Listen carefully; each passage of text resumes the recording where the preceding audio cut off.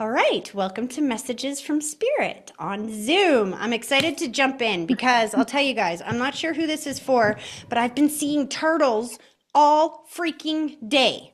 All day, turtles. I don't know what it means or who it's for, but I know it's for somebody here because it didn't come out in my members today, and you guys are the only other readings that I have going on. And as I was starting my Sage and Blessing for you all today, I was seeing lots of them.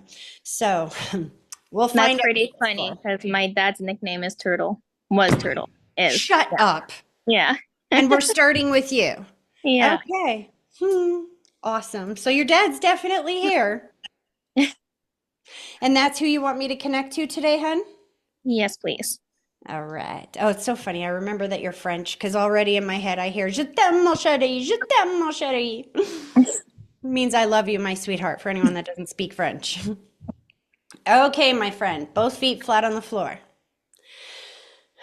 I want you to close your eyes, and then when I'm done talking, I want you to take a deep breath. Picturing that deep breath starting at your big toe, slowly pulling it all the way up through your body, and then blow it directly towards me, and give me a minute to focus.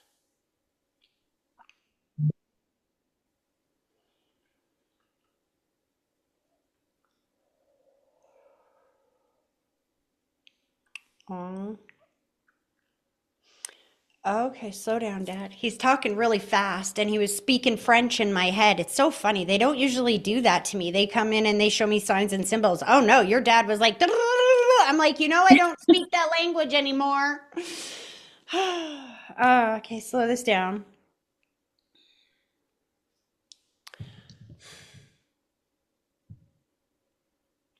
Okay. So right away, what your dad does. So here's the thing. If I've read for you before, he doesn't step forward and tell me how he died over and over and over again, right? What he did do was he put the white blanket around your shoulders, which is my symbol for watching over somebody that has health or stress issues. And then he put the heart around your whole family. Now, I think this is mom and sister, and see, because it's starting to come. Sorry, give me a second. What's going on here is that some of my memory of what he's talking about is kicking in as the message is Mhm. coming through. So it's coming out like a blah, blah, blah, blah. Let me try this again. I remember there's a situation with your family that has you all feeling a little bit disconnected right now. Your Yep. dad is talking about how he's watching over the family right now and trying to give you a lot more reassurance that there is connection and healing coming in. And he's talking about being very proud of you for creating some space from the toxic situation. Not, here's the thing, sometimes we have to love from a distance, right? Hmm. And you've been doing Absolutely. that a little bit more recently. Yeah. Yeah. Yeah. Have you noticed the energy change around you a little bit? Because he's talking about how the more distance that you have from the toxic situations, the better you start to feel. Yes. Absolutely. He's very proud of you, kiddo. So proud of you. He just put a ring on your finger. Did you get proposed to? Did he propose to you? No, but he keeps telling me that it's coming sooner than I think. So I'm telling you, your dad is like celebrating on the other side. He's showing me the ring. He said no, that dad helped him pick it out. So you're gonna like it. amazing. I'm excited. I'm impatiently waiting. You know what he keeps showing me is turtle doves. It's funny because I wasn't expecting turtle doves. Turtle doves are a bird. But he was showing Yeah. me turtles. Um, he was showing me turtles as I was doing my sage and blessing, as I said earlier. And now he's showing me turtle doves, which is like, did you guys used to watch Home Alone as a kid? Yes, all the time. See, that's what I mean. He's like, I'm your turtle dove now. Put these turtle doves on the Christmas tree. He's trying to give you turtle doves for the Christmas tree. And I think it has to do with a play on his name or his nickname being Turtle. Yes. Okay. And when I asked him in my mind, I'm like, why are you telling her that? And he's like, well, she wanted to know what she could do for me for Christmas. I do have an ornament on my tree for him. He wants more. Your dad's like, that's nice. You got that a number of Christmases ago. I get a Christmas I present did. this year too. Oh, that's funny. Hmm. He also gave you some money. Did somebody get a promotion, it feels like? I'm in a new position within my like the company I work for. And you're making a little bit more money than you were before. Yes, and my partner is currently waiting to see if he's getting into a new role as of next year within his company as well, which is a big raise. It will be happening for sure. That feels like March, April is what he showed me. That's But exact. For April, we should know if he gets. yes. But as far as yours, as soon as you said I'm in a new position, he goes, surprise. So did it come as a surprise to you where this position got offered to you? It did, yes. Do you want to know why that happened? Why? Because you were in a situation before with the family and stuff where you were feeling frustrated and stressed and all of those things that lower your vibrational frequency, right? Mm-hmm. You've heard me say before that the frequency you are in pulls in everything that matches that frequency. What Yeah. did your dad say? That once you started creating healthy distance, loving your family from a distance, instead of jumping into the toxic situation with them, it started to change your vibration. You started to feel happier and more confident and more secure. And so what happens is now that you're feeling happy and confident and secure, this new job, which also feels like happiness, confidence, security, because it has more money, Yep. flows right into your world. But if you hadn't have made those changes, if you were still down here in stress, the job that feels like happy and confidence and joy would be, you would have missed it. Mm-hmm. You changing your vibration lined you up for that promotion. It might not even be promotion, that's the wrong word to use, but it feels like promotion because it is a step up in the joy and the money of where you were before. Does that make sense? Yeah, it does. He's also got two roses for December, honey. Roses are my symbol for birthday, anniversary, or a date that happens once a year. And I don't know if it's December, January, or two right in December, but what is he showing me here? Uh, in December, it's only Christmas, and there's nothing in January, but my mom's birthday is at the end of November. Oh, there we go. That's the second birthday or the second anniversary. You know what I'm saying? The Yeah. second rose, because he's like, shows me the two roses and he's like, ba boom, ba boom. Mm-hmm.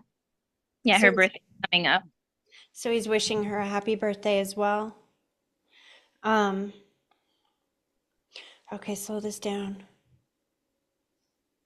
It's interesting. We were just talking about health in the very beginning here, and he just said in my head, too bad you weren't recording that because she could use some health advice. Mm-hmm. Feels like she's definitely going through it a little bit right now. And he's telling her that if she makes some changes to her diet or to, does she smoke? Uh, Not cigarette, but pot. She smokes. That's okay. So he's kind of teasing her. He's like, if she makes a few changes here, she will start feeling so much better. Mm-hmm.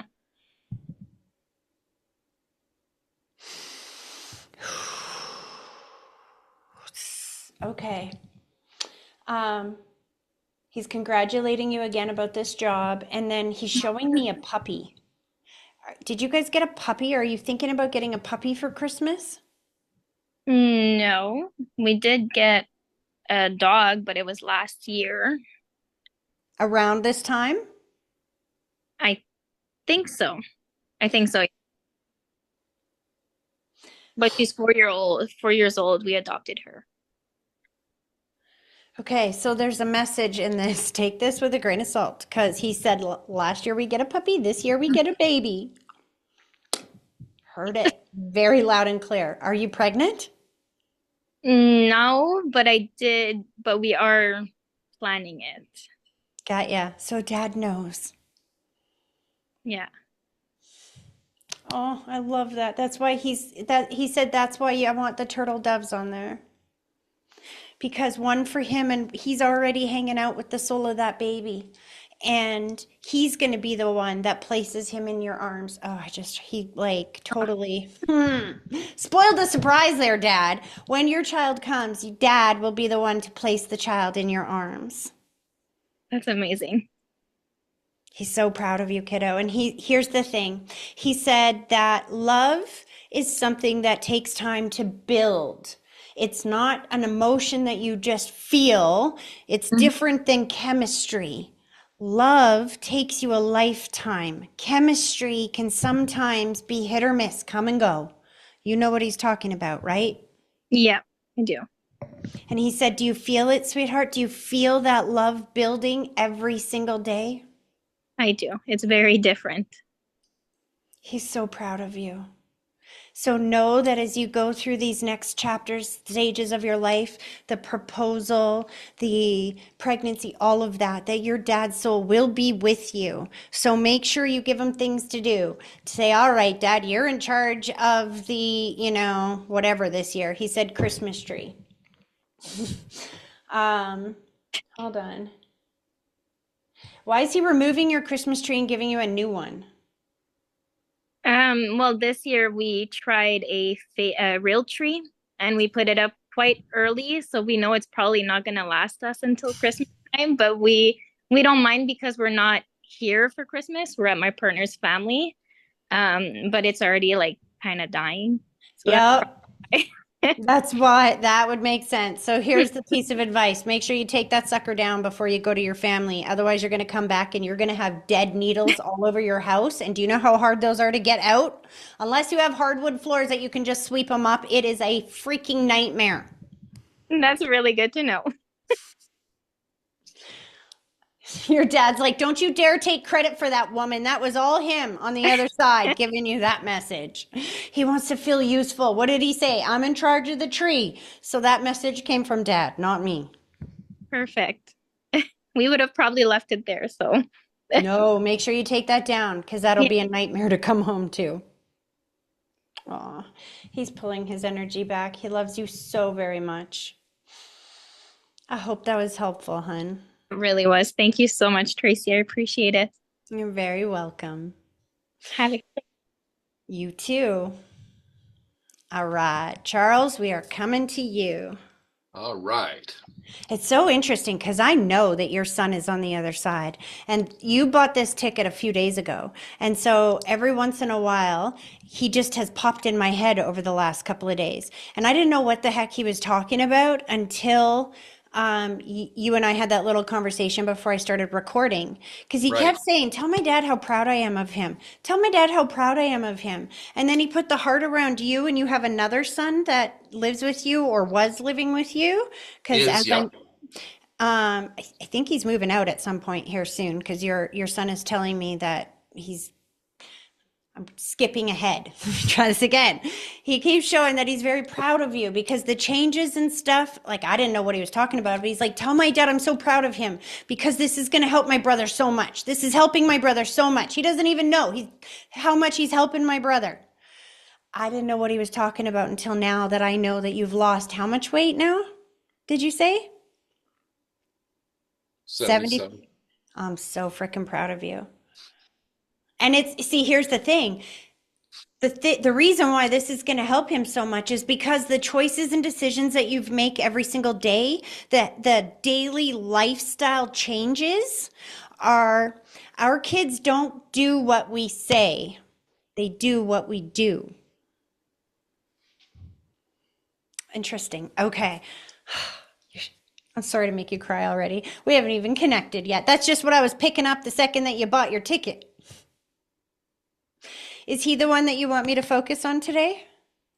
Some of that I was more or less relationship stuff, but I know I've been feeling him around for the last couple weeks. I get up every morning between 3 and 3:30, Oh yeah. but it's the That's relationship thing that was the most part of it because I just found out some information there a little while back about Sean Quickly. Um, uh, it appears that he was murdered, and I'm waiting to hear about that. So,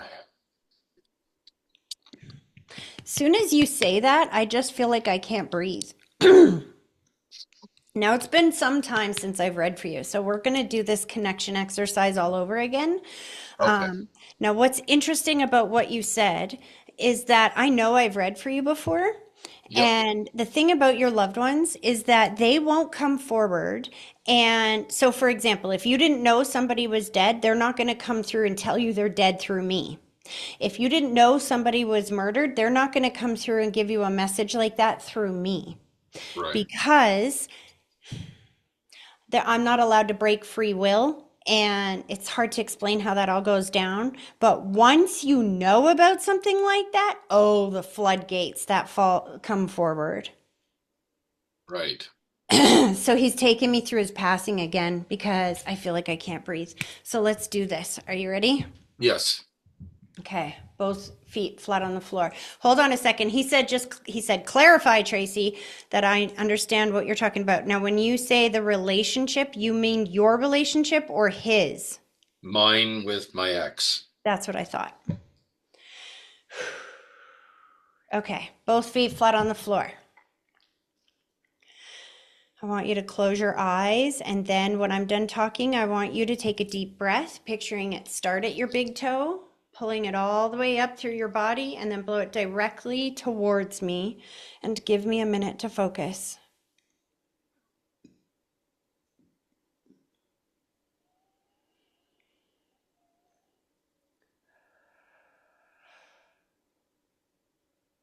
Okay, slow this down.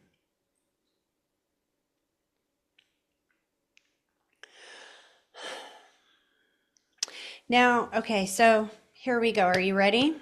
Yes. Remember that they take me through their passing from their perspective, not from ours.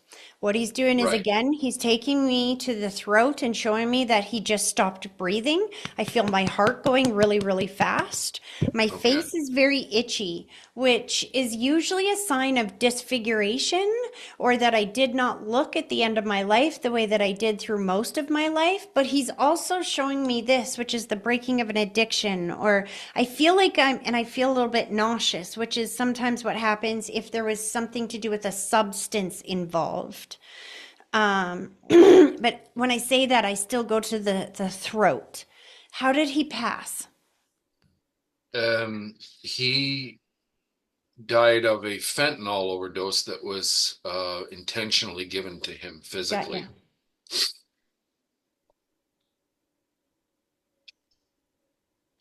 Now, what's interesting about that is I don't want to say this, but I can see the girl giving it to him. And was this your ex or his ex? His What? ex. Got ya. See, because this is why he's like, you better clarify what's going on here. You're going to get confused. So the second that or when we start to do this message, because you had asked me, you wanted clarification on your ex, and then he's stepping forward talking about the girl who did this, and that's his ex. So you see where I would be a little confused there. Here's the Yes. thing, is that he said the truth always comes out, that he's been working on it from that side to be able to bring the answers through. And he's like, Dad, why are you so sad? He's like, how can you not be fucking impressed? Excuse my language. That just came out. He got that through my filter. He's like, how can you not be impressed how I made this happen? Because it wasn't me that made that happen, how he made this happen. Your loved ones are not gone. He's here with just high vibrational energy, and they use their energy to line things up, to bring you what you've asked for. You needed the truth. You needed clarity. So he used his energy to line things up so that you got it. He's on the other side, and yet he was still able to bring you that kind of truth. I can just imagine. He's showing me the puzzle pieces coming together, and he's like, "Oh, I'm so good. I'm so good." He's taking all the credit for it. How did that happen? Because it wasn't through a toxicology report or something like that. How did they figure it out? Yes. I really don't know because he was not found until 8 days after he died. And they said they couldn't do any blood work or anything like that. So they have another way of doing it. And I don't know what that is, but I had the coroner call me and tell me that that's what he had in his system. So that's all they can do is assume that it was the fentanyl. And the part about it being given intentionally, he shows me because the amount was way too high. Right. Yeah, we knew. We speculated that. Yeah. So I'm not sure other He than said that. times two, though. What's the other thing that makes you think it's intentional? Because there was apparently two other people in the room with him, and I got this information from two different psychics. And they both said the same thing. They didn't even know who he was. And they said there was a set of female hands that was down on the bed, and then two sets of dark hands. Yeah. And Male, more than likely. I see the female very much attached to that. But he's like, don't worry, Dad, justice. Revenge is better served cold. You ever hear that statement? Yes, yes, They are not thinking about this right now. They're thinking they got away with this scot-free, but they have not. right.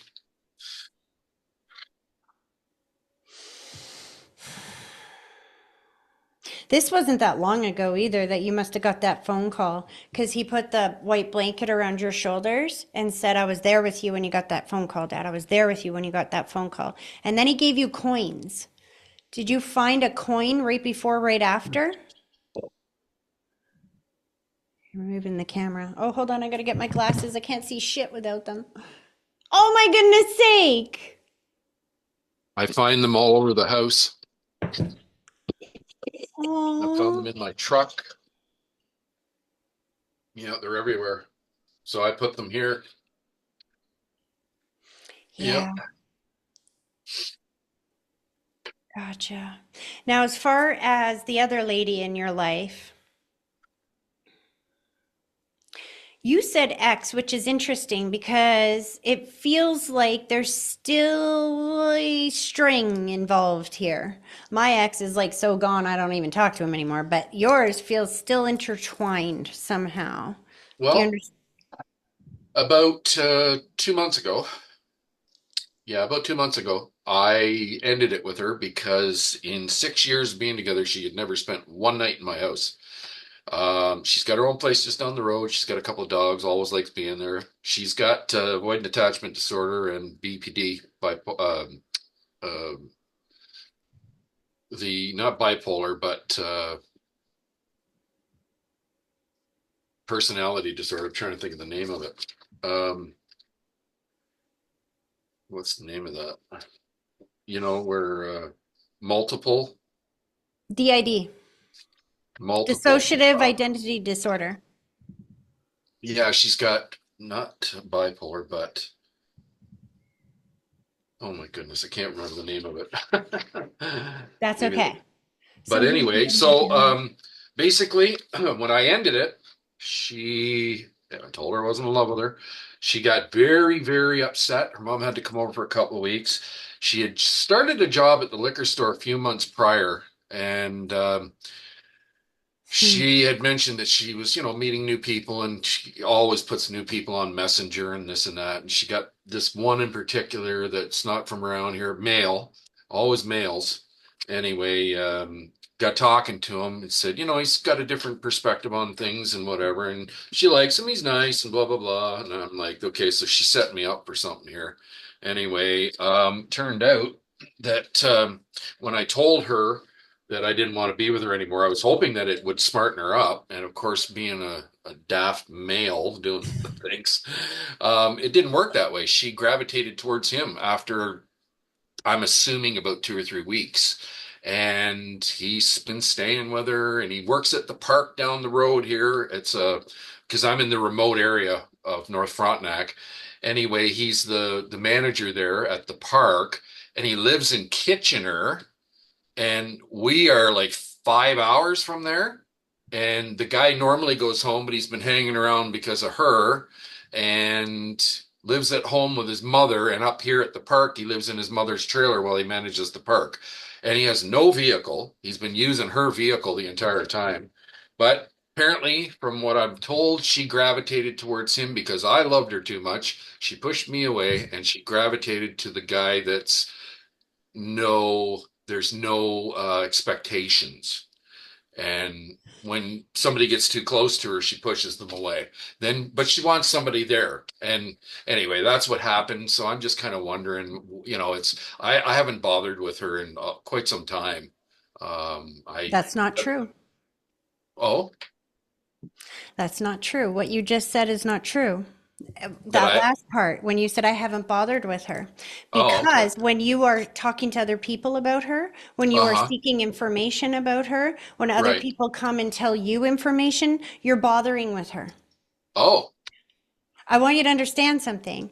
You've just lost 77 pounds. You heard me right. talk about frequency, right? This is what I mean when I say it's not an accident in the order that these messages come through, and it's not an accident who I read for. Spirit groups together the souls that will resonate and understand the messages being delivered. When you change your frequency and you start making healthier choices and decisions that are better for you, you start pulling into alignment in your life everything that matches healthy. Now, what happened is you were in a toxic relationship for a very long time. Right. That means that you were not just in it physically, you were in it mentally, you were in it emotionally. So Oh, just because you have taken yourself out physically does not mean that you are not mentally and emotionally still bothering with her. Do you understand? right. Right. Now, the thing you said something else there that I think you need to understand. And I say this, I don't know if there's a disclaimer I can put out there other than to say that I hope you don't take this wrong, but No, no, no, no. she is in a sense possessed. Because here's the thing about alcohol, drugs, and mental disorders like that. I was diagnosed with dissociative identity disorder, DID. It's a form of multiple personality disorder because I talk to dead people and see dead people. They're like, oh, yeah, you're fucking crazy. But here's the thing when you hold on to lower vibrational situations like that, she's using her pain to get what she needs. She's in pain. Her mom comes to her rescue. She's in pain. Everybody drops everything to help her. Do you see what I'm saying? Yeah. So, what that Wow. is there are demonic beings. Does she drink as well? What's the substance? See, that's what She I mean. drinks. She used to do cocaine and ephedrine, and now she got off of that, and now she just drinks once in a while. So, do you know what alcohol means? No. Alcohol stems from the ancient Arabic word al ghul. Al ghul, as in ghouls, as in ghosts, as in spirits. What do we call alcohol? Spirits. Oh, Booza. What alcohol, al ghul, does is it lowers your conscious ability to control your meat suit. And that means that you are influenceable by the energies all around you. And the positive energies, your loved ones, your angels, your guides, they don't try to influence you, manipulate you, or control you. But the negative ones sure do. So when you start drinking alcohol, taking substances, stuff like that, your conscious ability to control your meat suit goes down. They jump in and start influencing you. That's why you say stupid shit. That's why people black out and have no memory of this kind of thing. Now you have uh-huh. to understand that those beings, those demonic beings, she's addicted to them and attached to them, and they are attached to her. And so as you start cleaning up your vibrational energy, you guys can't be in the same room no more. You can't be, it's impossible. You are two different vibrations. So, what goes on is because she is not an independent personality. If you are being possessed by these kinds of demons, you can't be. You need a lot of help. So, somebody else that is matching her toxic level of frequency comes pulling right in. Now, the more that you focus on that old toxic frequency, the longer it's going to take for you to connect with the person that's trying to come into your life. Wow. And I can feel she's right around the corner, actually, from what your son is saying to me. The thing is, though, you've been in that toxic relationship for, far too. Did your son have like a colorful language? Because Oh, yeah. he keeps Yeah. trying to drop the F bomb. And I'm like, I've said it like 5 times. I don't usually swear this much when we're going to be recording it. And he's like, I don't care. It's my time, not yours, lady. WTF? What the F? Yes. It feels like, how long were you with this girl? Like a decade? 6 years. Yeah. See, do you understand that that toxic energy is what made you overweight, is what made you sick, is what made Wow. you stuck? And the more that you let go of all that, the higher your vibration rises, and the more you pull towards you somebody that will match your new frequency. There is a new frequency with me lately.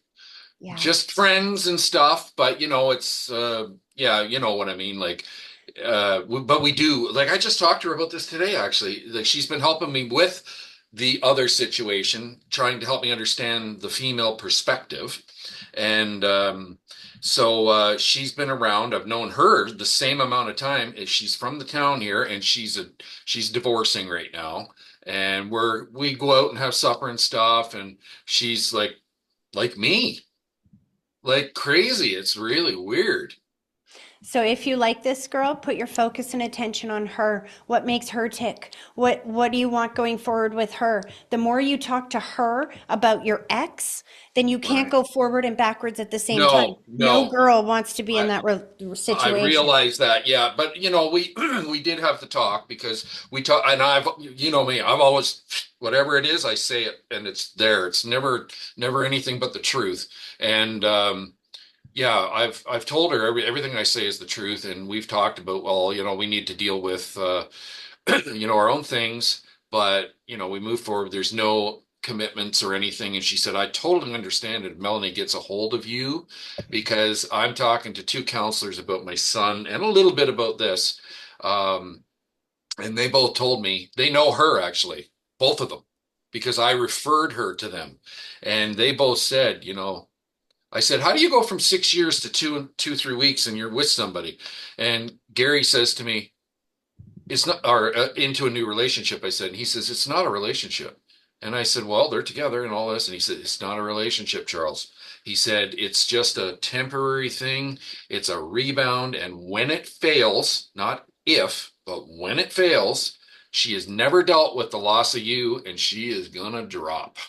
But not just that. What you're starting to see from this is that I don't think that girl knows how to love. And the Nope. reason why is because you can't give something you don't have. If she doesn't love herself, she can't love you. And Right. if she doesn't love herself enough to take care of herself and be healthy and Yep. to feel good, then what makes you think she's going to be able to make you feel good? Now, Exactly. again, here's the thing. You can't go in two directions at the same time. And this is what your son wants you to know. Okay. She was there to get you ready to be ready for a relationship that is going to make you feel good, that is going Okay. to help you thrive in your world. So your son is saying, look back at that and say, thank you for being wrong in my life. Because if you were not the wrong person, then I would not have been so frustrated that I got you out of my life. Do you see what I mean? The longer she Right. was in your life, the more you felt bad, the more the weight came on. Because your son said that you didn't, that weight that you lost came on a lot throughout the relationship with It her. did. Yeah, it did. I was Because 328 pounds you and I've kept that. match the vibration you are in. That is why it is so important to be healthy and positive about yourself because you had to love yourself in order to make different food choices. And it's not easy. So you have to take care of yourself. And when you start doing that, not only are you taking care of you, but you're teaching your son. Now I get the message from your other son. This is why your son on that side said he's so freaking proud of you because it's not just so much about the weight loss. It's about the fact that you are making choices and decisions for yourself right now that are hard but very good for you.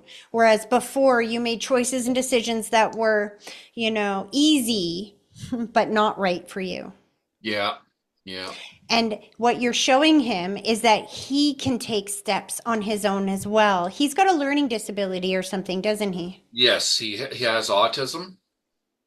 Because his brother just said, but he's moving out, Dad. He keeps showing Yeah. me him moving out, that Uh, he's going to be in an independent place. well, he's looking at doing welding like my son that passed. My dad was also a welder, and Noah's just crazy about doing it now. And I'm looking at getting him into a college through a program here in Charlotte Lake where they'll bus him down there and he can take that program and get some credits and get some experience. And You know what your son just said? And that's new in the last couple of months since you broke That's up with right. this girl. Do you see what I'm saying? When you exit the toxicity, then Right. that makes it better for you and for your son. When you change and you get rid of the toxic energy and the toxic frequency, now you're in a healthier frequency, a competent frequency, a frequency where you are making choices and decisions that are good for you, maybe hard, but good for you. Now your Right. son goes, well, if dad can do it, I can do it. So now that you're in this new energy, he's in it with you. And so now Okay. his choices and decisions are positive, just like yours. But if Yeah, and you he's allow been yourself to stay in that toxic energy, then he feels it too. And then he doesn't feel confident or secure enough to go and do those things. So he's really changed. what your son on the other side wants you to know is, Dad, these step choices and decisions you are making are helping you so much and your son. And they're helping him so much that he is going to gain his independence one day. If you thought that boy is going to live with you forever, that's not true. He is going to be able to find his way to move out on his own. And it's Awesome. because of the, and that doesn't mean tomorrow, but it means the choices and decisions that you are making now are leading to your son's independence, which is something that you could not even see possible a few months ago. Nope, that's right. That's because of the choices and decisions you are making now. When you make Wow. choices and decisions that keep you happy and healthy, your frequency raises, and then you pull in everything that matches that frequency. It's like if you put your radio station on Country 105, I don't know where you guys are, but here we have Country 105. You're not going to hear rap music, are you? Oh. If you put your frequency into toxicity, you're not going to hear joy. You're not going to hear clarity. You're not going to hear all of those things because they don't feel like toxic. Right. You've got to get into the frequency of what they feel like. And it's interesting that the answers around your son's passing came once you had broken off from that toxic energy as well. And do you want to know why? Why?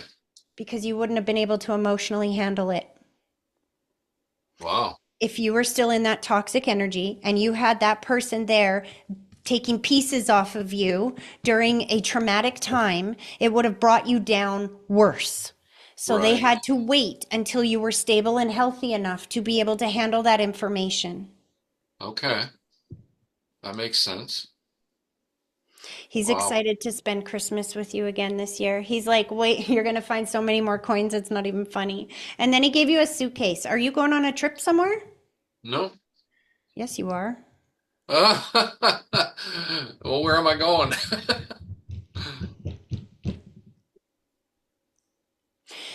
I saw south. Have you ever thought of like going to Mexico, something like that? I've thought about it, and I was talking to somebody yesterday about Costa Rica, but that's when Good. they went. And ironically enough, my mother has friends in Costa Rica, and that's how I told the person over here at the hardware store about it because they rent a place down there. What I'm So, saying? Your son overheard that conversation and he said, Dad, I'm not dead. I'm here. I'm invisible, but I'm here and I can still help you get there. He wants you to, wow, what was your son on the other side's name? Sean. Say, all right, Sean, if you're here, line this up for me. Bring me the Okay, money, make it happen so that I get the time off work. Like whatever it is that you need, give it to him and say, okay, if you're here, make it happen. And then you right. watch everything line up so synchronistically that it is literally mathematically impossible to be fluke, random, or chance. See, the Wow, thing is that the more your frequency rises, the more these types of situations are just going to fall into your lap. You don't have to try so hard because you're already in that frequency. It's like if you're in a river and it's going 100 miles an hour, you don't have to try to swim. You just have to lay back and float. See what I'm right. saying? Yeah. Wow, that's As you're amazing. getting healthier and healthier and healthier, your life is going to dramatically improve. There is vacations coming up. That's something you wouldn't have even thought of before when you were with her because, oh my goodness, what will happen while I'm gone? I can't eat. Do you see what I'm saying? You're Yeah, out of the toxic energy now, and that is guiding you towards much happier times. awesome. Did you see that just light up like that? I did. Spiritual emphasis. They don't have a physical body. They use energy. So when you say something and then you hear a ding, a bing, or you see a big flash like that, that's their way of using their energy to emphasize whatever was just said. That was crazy. I did see that. It lit right up there, your screen. He's so proud of you. And his brother. He said, let my brother know how proud I am of him and then give him some shoes. What's with his Shoes. shoes? I Does he just need got him new? shoes. Okay, Well, there we he go. bought his own shoes. He bought his own shoes, and he's very independent now. So that is, and that's what he's talking about. See, I don't know what that means until you validate it. What did he say? He said that tell my dad how proud I am of him and my brother, and then gave him shoes. And I'm like, what does that have to do with being proud of him? Is that the first time he's bought his own shoes? Yep. Do you see? I can't know that. He knows that. It's independence. He's getting it, and he's really doing. I'm really proud of him. Yeah. But you need to understand that he is gaining that independence because you are prioritizing your happiness instead of the misery. Cut those ties. It doesn't Okay. matter what she's doing. You know what? Be grateful that she didn't love you the way that you deserve to be loved because she got you ready to be ready for the person who is going to love you that way. Yeah, absolutely. I knew something was changing. I just, that's why I'm here. Aw. It's awesome to Last, see you. you too. Like, It's funny because I've lost 100 pounds since I saw you last as well. wow. I All know. I can see is your head. Ah, I got a But picture. I got some pictures on my Facebook page, actually. I went okay, from 210 pounds down to 228 pounds at my heaviest, down to good. 128 pounds now. Good for Yay. you. Have you talked to Uncle Ben at all? No, that side of the family cut me off completely because Yeah, of I the know. I work that kind I of do. figured after Aunt Sharon passed away, something happened weird. Well, Everybody's, they don't want to talk to me now because of the work that I do and yeah, because, that's just it. That's that's too bad. people don't understand when I say that, I pay a heavy price for doing this work, but Right. that's okay. I named my son after that uncle. My son is named Ben because he Oh, was my nice. favorite uncle. So, Nice. but you know what? It's another example of I'm not going to focus on who doesn't love me, even if I Okay. named my son after them. That's okay. If you don't love me, I'm going to love you from a distance and let you go do your life. And I'm going to focus on what God put me here to do. Right. Maybe Absolutely. I'll have to wait till he gets to that side before I can talk to him again. But Right. I'm okay with that because, like you, I'm in a happy frequency. And as long as I'm in that frequency, it pulls in everything that I deserve. And they are miserable. Look at it, lights it up again. Oh, And I'm I not in know. that That's weird. misery. It's welcome to my world. Weird is an understatement. Wow. Yeah. That's awesome, Tracy. All right, Charles, I'm going to let them pull back. But your son is also telling you to put up the Christmas tree and telling you that he's so excited for Christmas this year because it feels like the first year that you're really actually going to be celebrating or something. Well, up until maybe just a few days ago, I really didn't feel like doing anything. But Noah, he's like, Dad, I want to put the tree up. And I'm like, okay. And he does it. He's been doing it for the last 3 years. I love that. So your Sean is on the other side helping Noah with that. Uh-huh. Awesome. I will tell him. All right. And like I said in the very beginning, look up that word autophagy I will. and do some research on that. It will blow your mind. And I whatever will. healing is left to be healed, you will find it in that word. Awesome. Thank you so much. It was good Oh, seeing you. you too, Charles. I will see you Congratulations. soon. I will see you again soon. Sounds good. Take care. You too. Bye-bye. Bye. Okay. Where am I going? I got a mama here. Melissa, that's your mom, isn't it? I'm like, I got a mama here. Whose mama is this? And she literally pointed at you. No, it's not my mom, it's my grandma. Okay. All I know is this woman is for you. Who did you want to connect with today? My grandma. Okay. Is this mom's mom by any chance? It could be, but I've never met her. Usually it's my dad's mom that comes through. Okay. Interesting.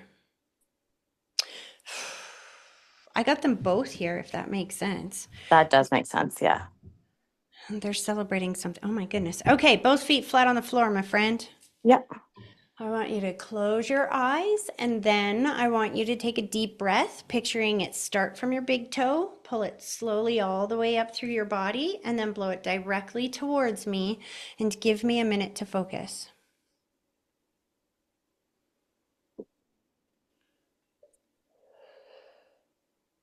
Oh boy. You have a baby, don't you? I do. The messages are coming fast and furious. They just told me, don't worry about us. Just pay attention to what we're trying to tell you, which is their way of telling me that they're not telling me how they died all over again, because I must have read for them before. They're Yes. showing me teeth.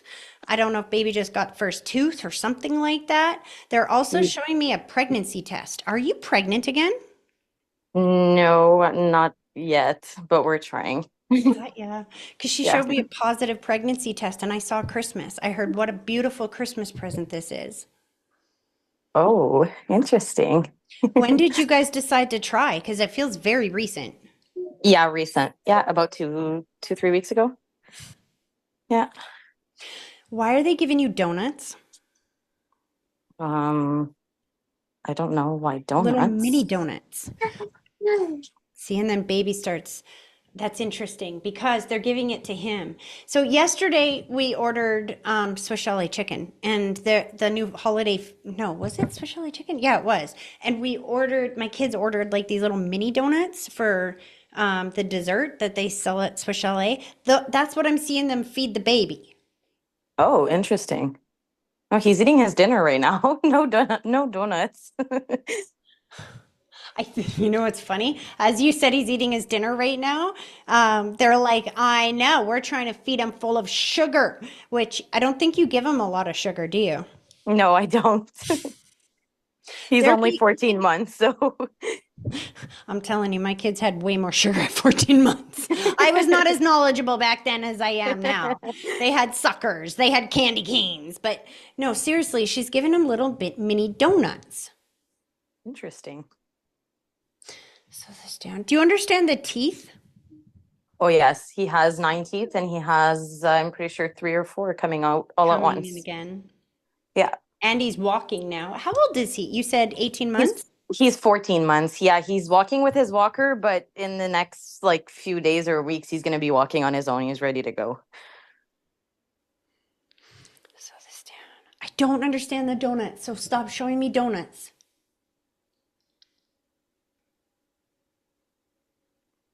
You know what it feels like is that, and they're not saying this in a negative way. I feel like they're teasing you that what kind of house is this? There's no sugar for the kids here. Like your house Yeah, is very that healthy. could. Yeah, will we try? My boyfriend's obsessed with mini donuts, though. Maybe that's why. We don't Okay, have any in the house, but he definitely loves them. got ya. That's interesting. You said boyfriend because your grandma just showed me a ring, which is my symbol, or not my symbol. That means, is there a proposal? I hope so. I think it's coming, It's but I've funny. been saying that. Spirit groups together the people that will resonate with the messages being delivered. And she's like, it's not an accident. That message was already delivered today. Yeah. She's thanking you for thinking and talking about her a lot. I must have read for her before because she just told me, I'm not telling you how I died again. I'm not Yeah. going through that again. Yep. But she says that you talk to her all the time. I do. That's why she brought the other grandma for it as well. Because just because you didn't know her so well doesn't mean that she doesn't know you. She's very young, though. She must have passed. Like, she looks 30, 40, maybe? How She old? passed when she was 56. Got ya. So she is still very young on that side. She looks good, though. I'll tell you that. Oh, yeah. Um, okay, slow this down. What does that mean? Did your mom have surgery or something? I don't know what this means. She put the white blanket around mom's shoulders, and said that the worst is behind her and it feels like healing now. I don't No, know she what didn't. that means. She didn't have any surgery. She got like a hysterectomy probably like 8 years ago, but that's about it. Got ya. Um, It's funny. I didn't think that was it at first. And as soon as I was about to skip over that, she's like, oh no, that's exactly what I'm talking about. So, because she took me to the stomach and I felt trying to explain something that's hard to explain. I've been through that, not the hysterectomy part, but the craziness that happens when you're in that kind of situation and the hormonal Yeah. imbalances and all that. And it feels like your mom must have went through massive shifts around the hormonal imbalances Yeah, after, absolutely. because what she said is the worst is behind us now. Good to know. So, which is steady increase to better and better and better and better. Okay, slow this down.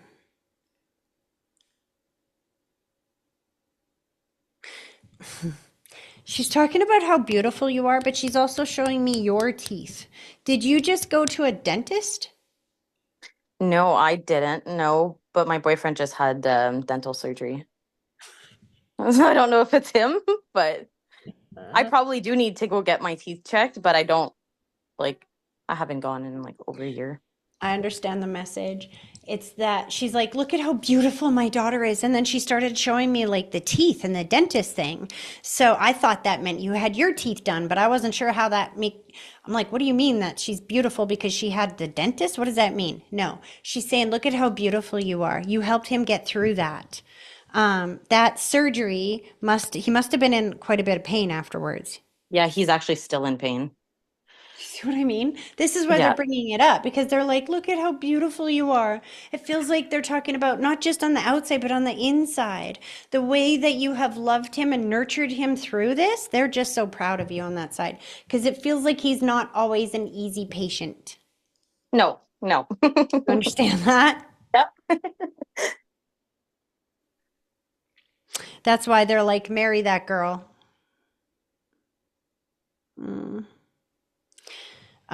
Okay. They keep giving you money, and I'm not sure what's up with the money. I don't know. It would be nice to have a lots of money if that's what they're sending me. Well, there's like a refund or a rebate or something that is being returned, if that makes sense. Oh, I don't know. And I've got like a grandfather figure. Do you guys still have a grandfather here? Yeah, my grandfather's still here on my dad's side. Got ya. Yep. Oh God, forgive me for this. I have to tell you what they say. Your grandma on the other side is saying, tell him to give you the money, cheapskate. Share the money. Like it feels like she's trying to tell him to give the grandkids money or something. And then I go to the mind and I've got some dizzying thoughts. So I almost feel like maybe he's not in a position to be able to do that. But do you understand the dizzying thoughts around grandpa right now? Yes. Yeah, I do. What, how do you understand that? Um, I don't know if he's starting like dementia, but his mind is definitely slowing down a bit. Oh, no wonder she's like teasing you. She's like, go tell him you need money. And then she shows me the spinning thoughts, and I could feel like the teasing. And I'm like, how is this funny? Gotcha. He's out of his mind. He won't even know. Just go tell him you need money. Oh my And God. she's laughing. She's like, it was my money too. If she was here, she'd be spoiling you rotten, is Oh the yeah, message that she's making me feel like. And because he's definitely. kind of in this state right now, he can't do that. Mm. Do know that when he does pass away, and that she's not saying he's going to pass away today or tomorrow, but when he does, her soul will be the first soul that he sees, that he will not be alone for a single second. She's very much watching over him and very grateful for the rest of the family for the way that they're caring for him. Oh, absolutely. Yeah.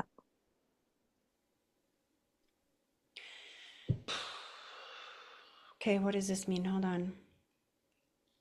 She just gave your son golf clubs, like little baby golf clubs. Interesting.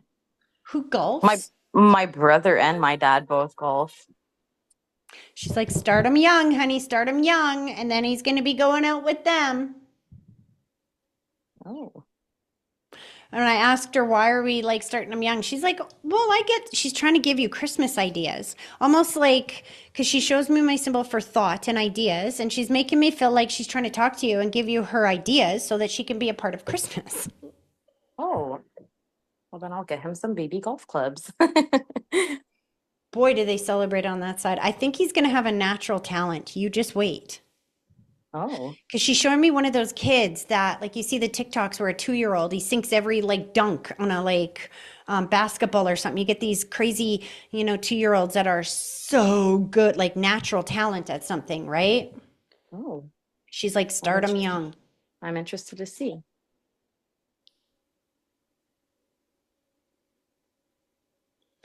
It's funny. She's starting to pull her energy back a little bit. It feels like she brought you here to let you know that you have a lot more people on that side than you realize you do, that everybody loves you very much. I get this, which is a little bit not severe, but postpartum depression and stuff. It Yeah. feels like you get moments of this from time to time, especially considering the situation that your husband was in right now. It's not easy to be a mom of a toddler and having to care for a big toddler at the same time, right? Yeah, no, 100%. But yeah, I resonate with that for sure.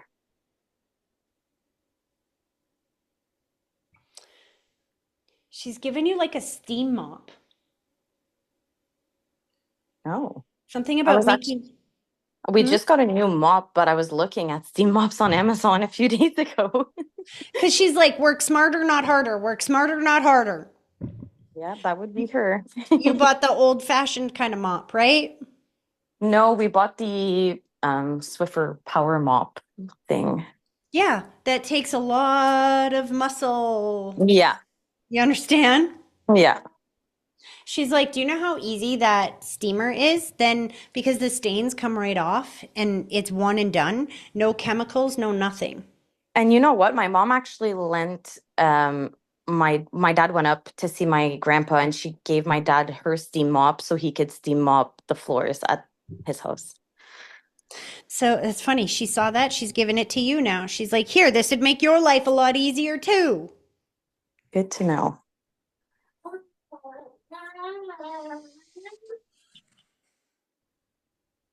They're all so excited. I think the reason why all these Christmas messages are coming through is because they know this is the last Zoom before Christmas, other than Christmas Day. But she's talking about how excited she is to be there for Christmas this year.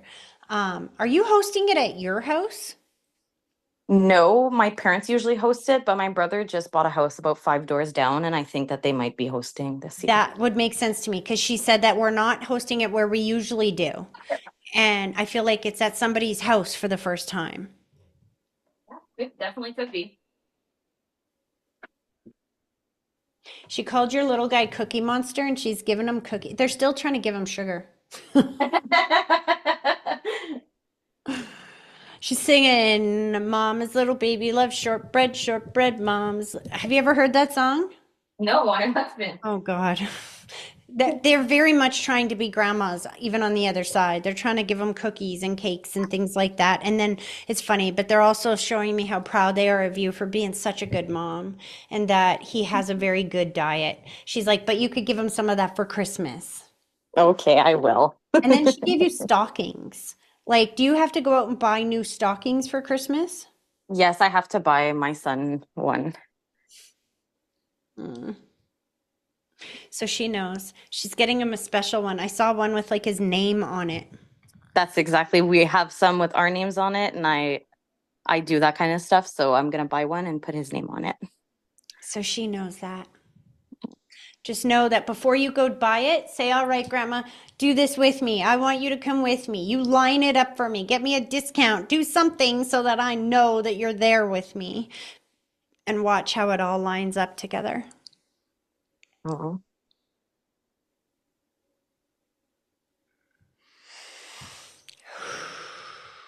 And as she's pulling her energy back, she's still showing me that positive pregnancy test.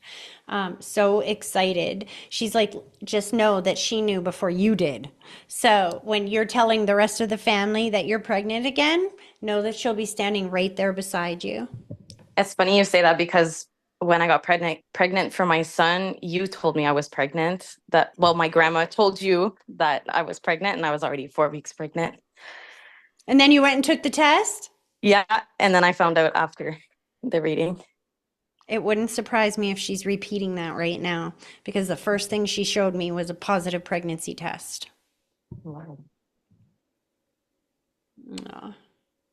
She's pulling her energy back. She just wants you to know that she's going to be very much there experiencing Christmas with you, that she's so proud of you for all of the milestones that you've gained already, for the way she keeps saying beautiful, beautiful, beautiful, inside and out. It's such a lovely thing for them to say that she loves who you are inside and out. And trust me, they see everything from that side. Oh, that's so So sweet. as she shows me those ups and downs, she's like talking about how proud she is of you for the way that you overcame that. And it's funny because in the beginning, sometimes it's like big ups and downs. And then as we heal, they're just smaller and smaller and smaller. Does that make sense? Yeah, absolutely. Oh, okay. She's pulling her energy back. I hope that that was helpful, hun. Yes, can you tell her happy birthday for me? Her It's birthday is in 3 days, and my birthday's today. So we oh, usually celebrate together. So I just want you to pass the message to say happy birthday well, to hold her. on. I'm going to kick her butt now because I'm like, why didn't you show me birthday messages? Hold on a second.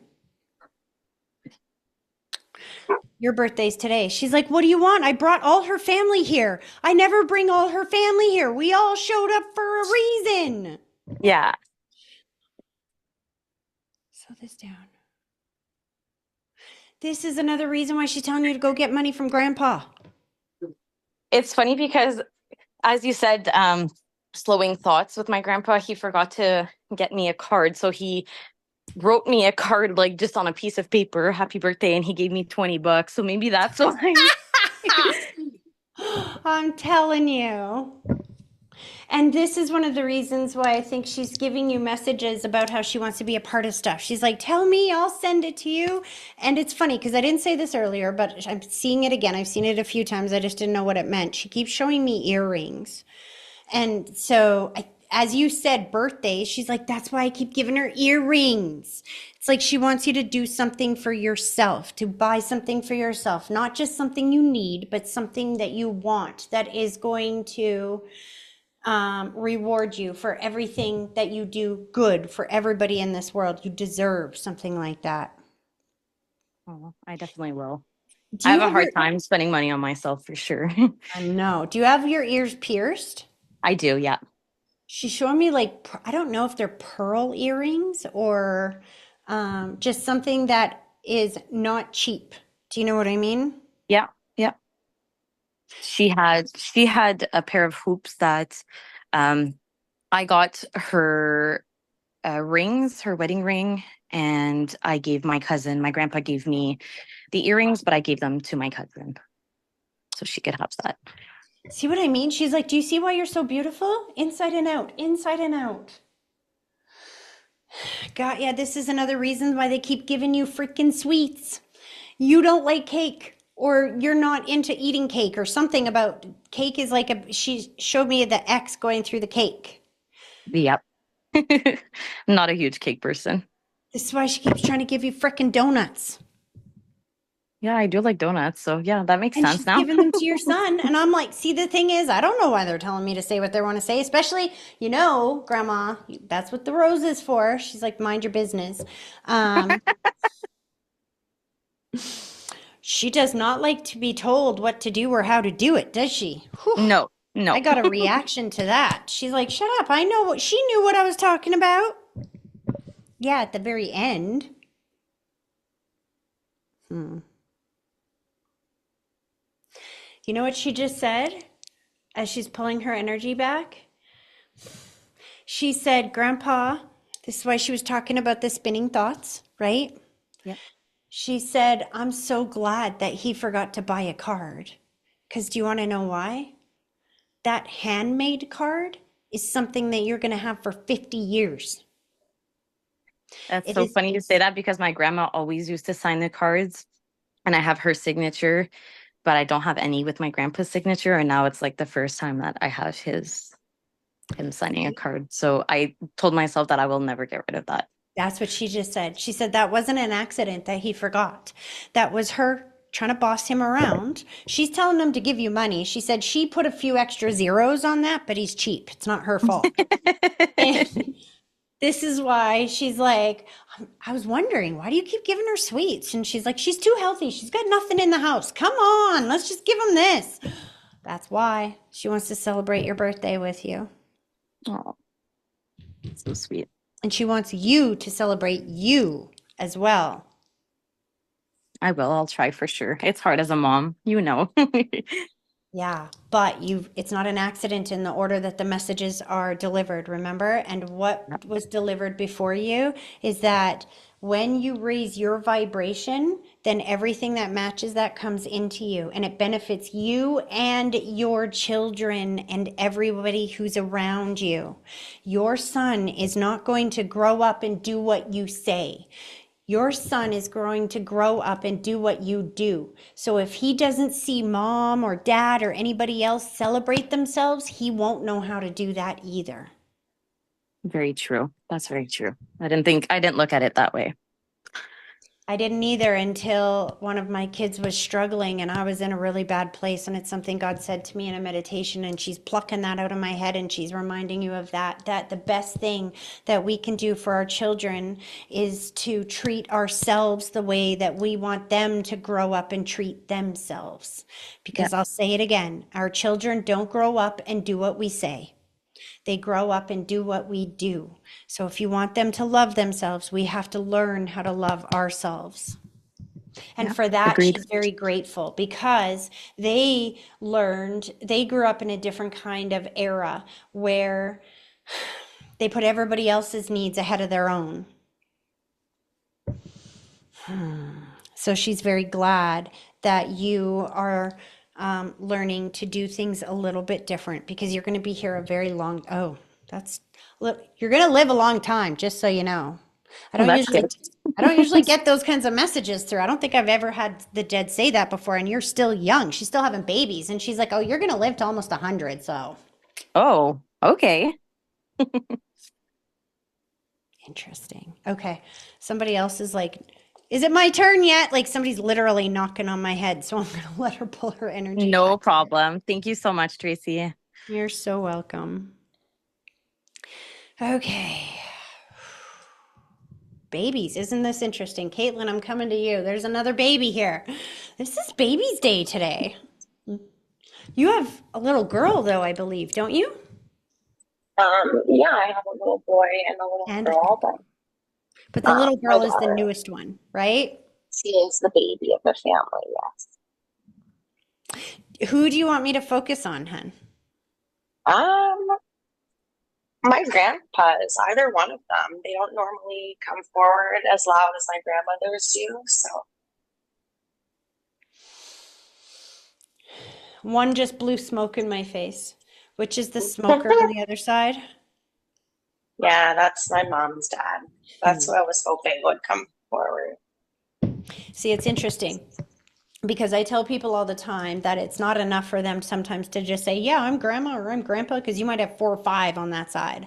So they have to give me a sign or a symbol which will differentiate which one is talking. So as he stepped forward, he like, now you know who's stepping forward.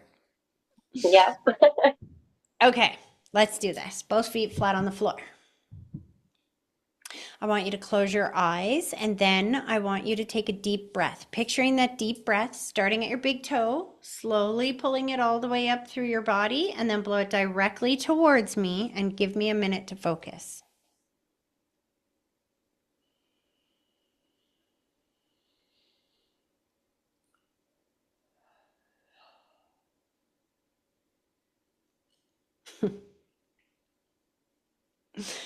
He's funny, I'll tell you that right away. He's making me laugh, and I don't even know why I'm laughing. He's like, that's just me. I'm funny. I'm like, okay. Slow this down. He is taking me through his passing. So right away I go to the chest, and I feel like impact or just boom in my chest. I got a little bit of disfiguration in my face and then very quick transition. So, from his perspective, I really don't feel any pain. I don't know if his heart just stopped and then he passed quickly, but he does make me feel like he was not able to communicate before he passed and he didn't look like himself before he passed. Do you understand that? I do, yes. How did he pass, honey? So he was having abdominal pains and bloating. He went into the hospital. Um, he went into one hospital. They turned him away and said, no, it's indigestion, go home.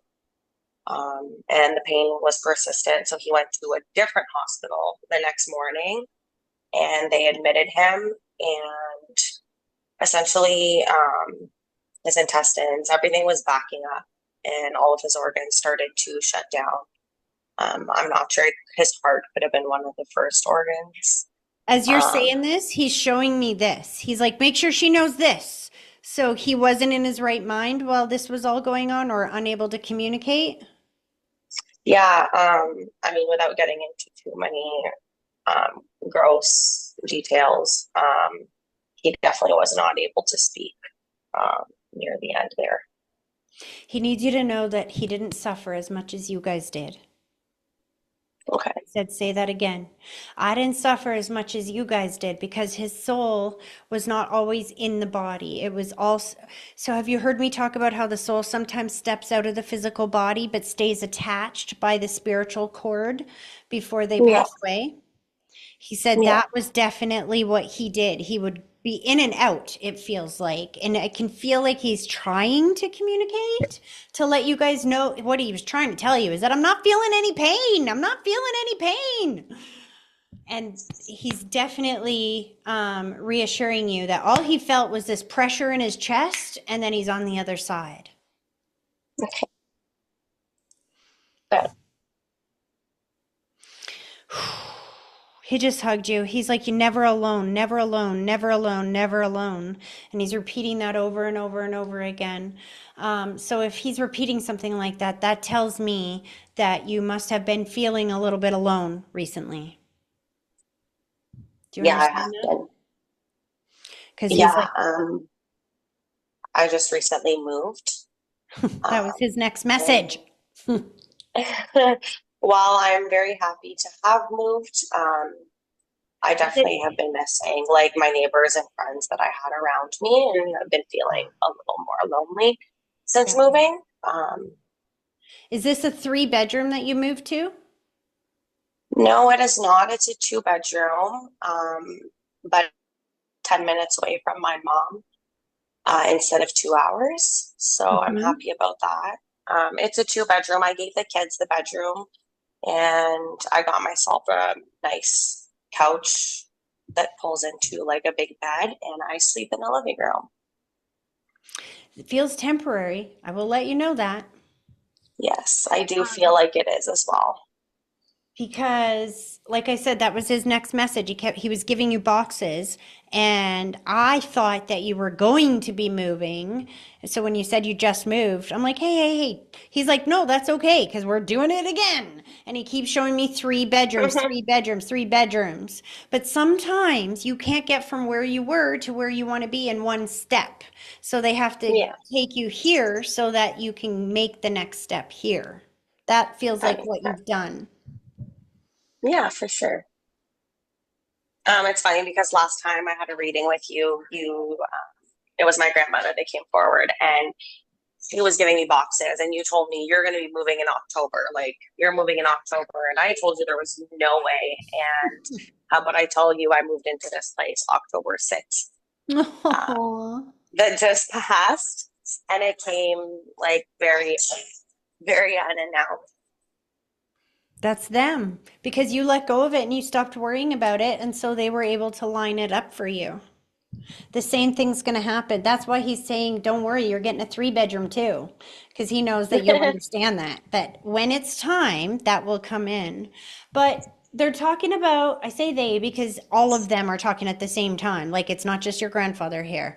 I've Yeah, got, that sounds a lot like my family. they're all coming through at the same time. But what they're talking about is putting the kids in some type of group.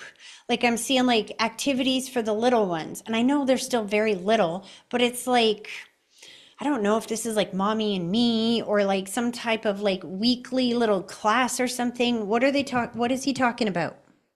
Yeah, it's funny you say that. But everyone's been asking me like what I want for Christmas for the kids, and I keep telling everyone that like my son has enough toys. His birthday is also a week before Christmas, so he gets a lot of toys around that time of year.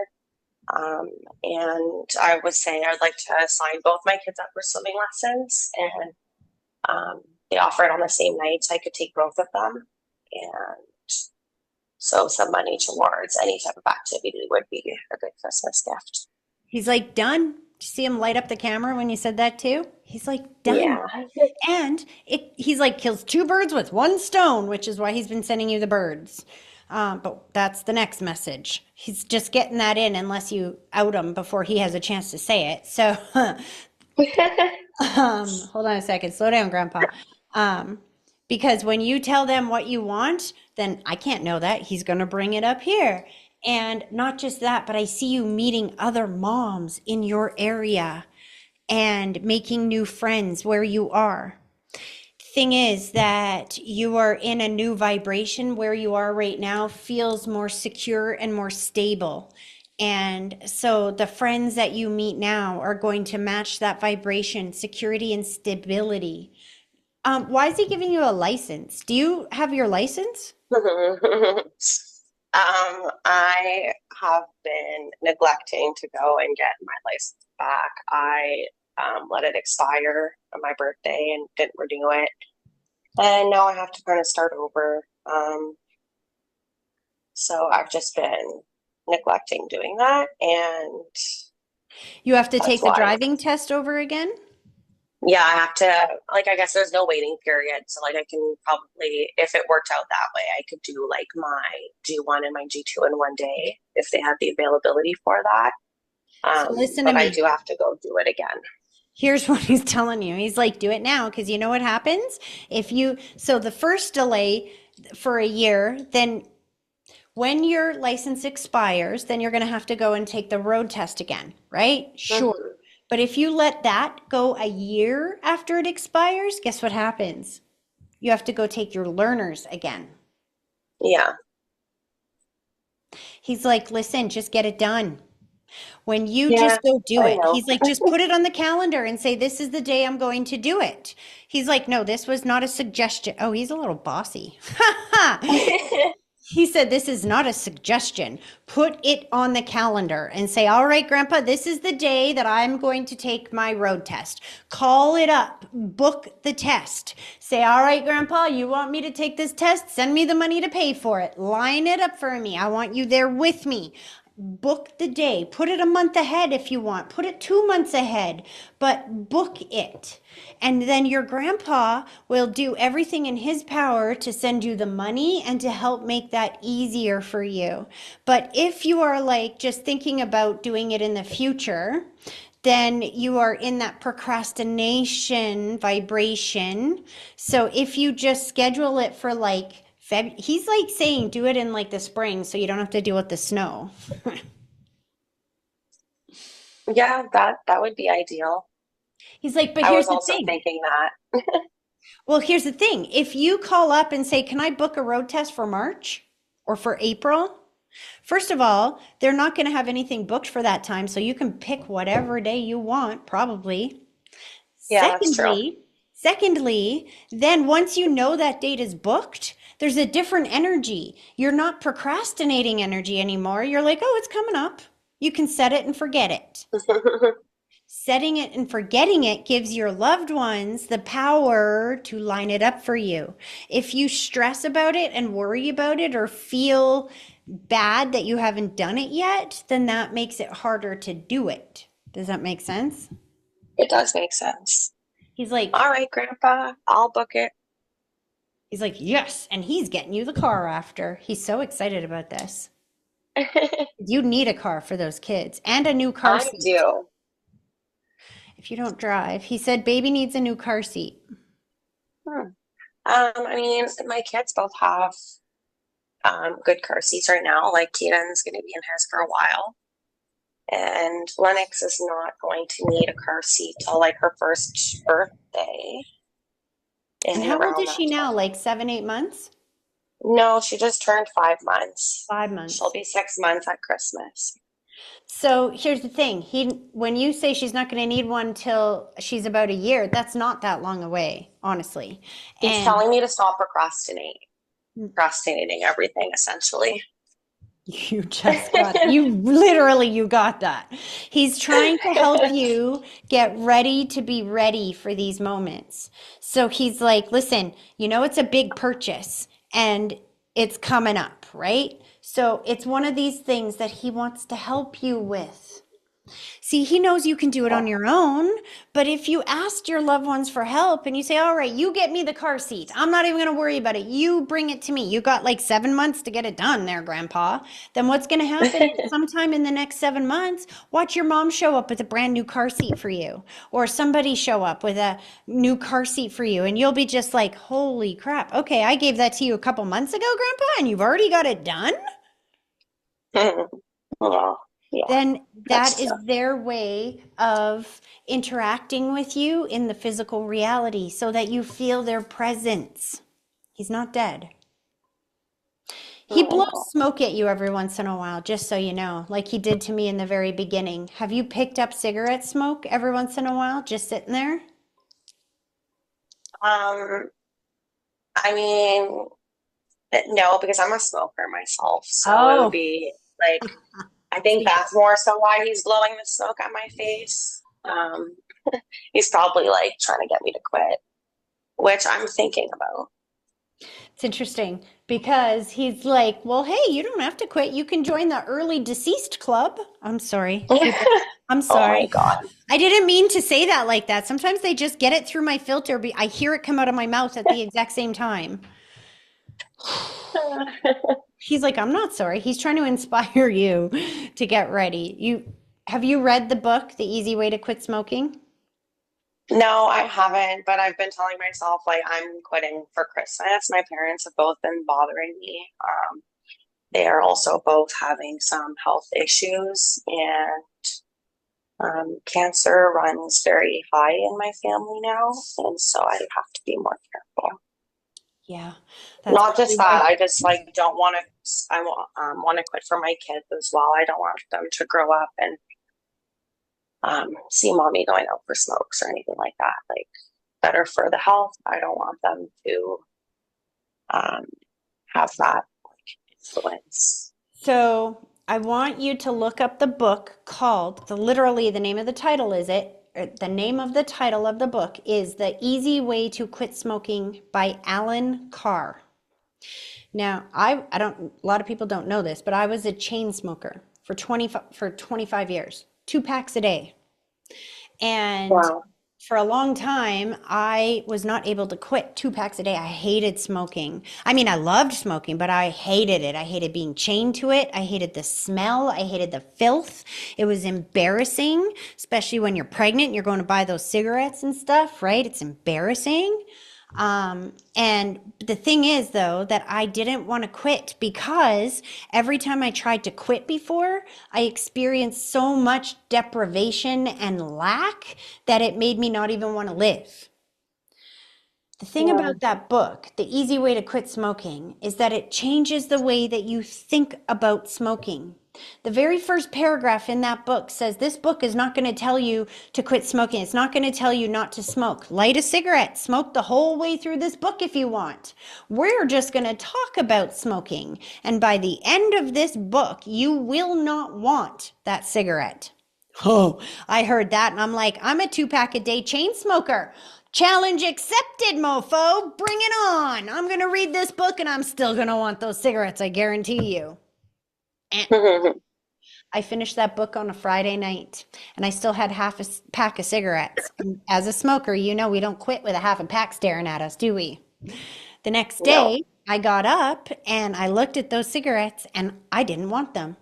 I took them downstairs and gave them to my dad, who was living with me at the time, smoking in my house downstairs. So when you smoke downstairs, blows it all the way upstairs. I experienced zero deprivation and lack.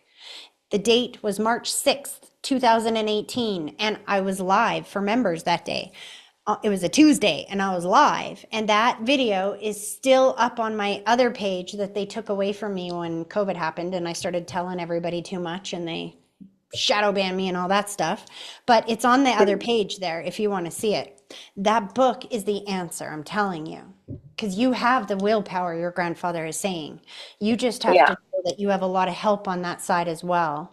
And that here's the thing, the feeling of accomplishment from quitting smoking is going to be the momentum that you need to carry you through the other things that you are procrastinating, because you have procrastinated quitting smoking for a while. It's something you've wanted to do for quite some time, it feels like.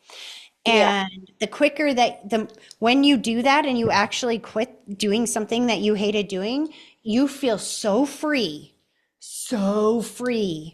that it becomes addictive. Now it's like, ooh, what else can I do? You know, I quit smoking and then I was like, ooh, that's such a high. Did you see what I just did? That's awesome. Now I can lose weight. Now I can stop drinking Pepsi. Now I can get off these freaking opiates the doctor's been prescribing me for just as long for my fibromyalgia, and everything heals. Now It's that's so my funny you said get off the Pepsi because like that's another addiction I need to probably work Yeah, they go hand in hand. I know that because I had them before. on. They go hand in hand. You have a Nothing like cigarette, a you good need cigarette and the what? Pepsi. I said nothing like a good cigarette and the Pepsi. Okay, so here's what you do though, okay? Because you're not if you don't feel how much it's affecting you now because you're young. I didn't either. They told me keep drinking that Pepsi, it's gonna hurt you, and I was like, blah blah. I'm skinny. It's not even making me fat. So, oh, let me tell you, it gave me fibromyalgia and made me very sick later. It actually literally gave me cancer because cancer feeds on sugar. You just said you have cancer in your family. What do you think fuels cancer? Cancer lives on sugar. If you don't have any Yeah. sugar in your body, you can't have cancer. Yeah. I know that. Hold on a sec. He made me lose my train of thought. Because he's like, I'm not yelling at you, I'm helping you. Because he's so darn proud of you. Oh, that's what he said. I pushed it out of my brain because it's like a nightmare. Here's the thing. You want to know what really got me to quit drinking Pepsi? Do you have TikTok, my friend? I do. You might regret this, but go look up the microscope guy on TikTok. I don't Okay. remember what his name is, but if you put microscope, what does it look like under a microscope or something like that? There are people that have pages dedicated to putting different foods and substances on a little thing and putting it on, what do you call that glass thing? And putting it on or under a microscope, and you get to see what's in it. You Okay. know, you know what's in it? I don't know. Bugs, parasites. Bugs?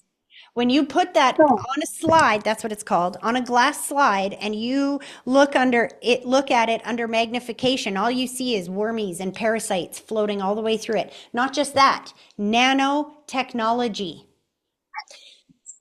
Take me a while to explain nanotechnology, but there is nanotechnology in those drinks. And when you put them underneath the microscope, you see it. Same as Doritos. Nothing is more saturated with parasites than Doritos. Doritos are so saturated with parasites that you can use a child's microscope, toy microscope, and still see the parasites in there. Hmm. That was the last Pepsi I Interesting. ever had. What did you say? I said interesting. Yeah, and he's like, she doesn't like bugs either, Tracy. She doesn't like bugs. I don't, and I really don't. I've been talking about doing a parasite cleanse though, so I'm gonna have to do that sooner than later. Fasting is a parasite cleanse as well. Sometimes the I fast. like honestly, I don't, just because I've got the two kids, like I don't eat until 7 p.m. like when my kids are in bed normally, which is really bad. Everybody keeps telling me, but Well, it's only bad if you're filling yourself with sugar all day long. When you say I don't eat until 7 o'clock, that's not true.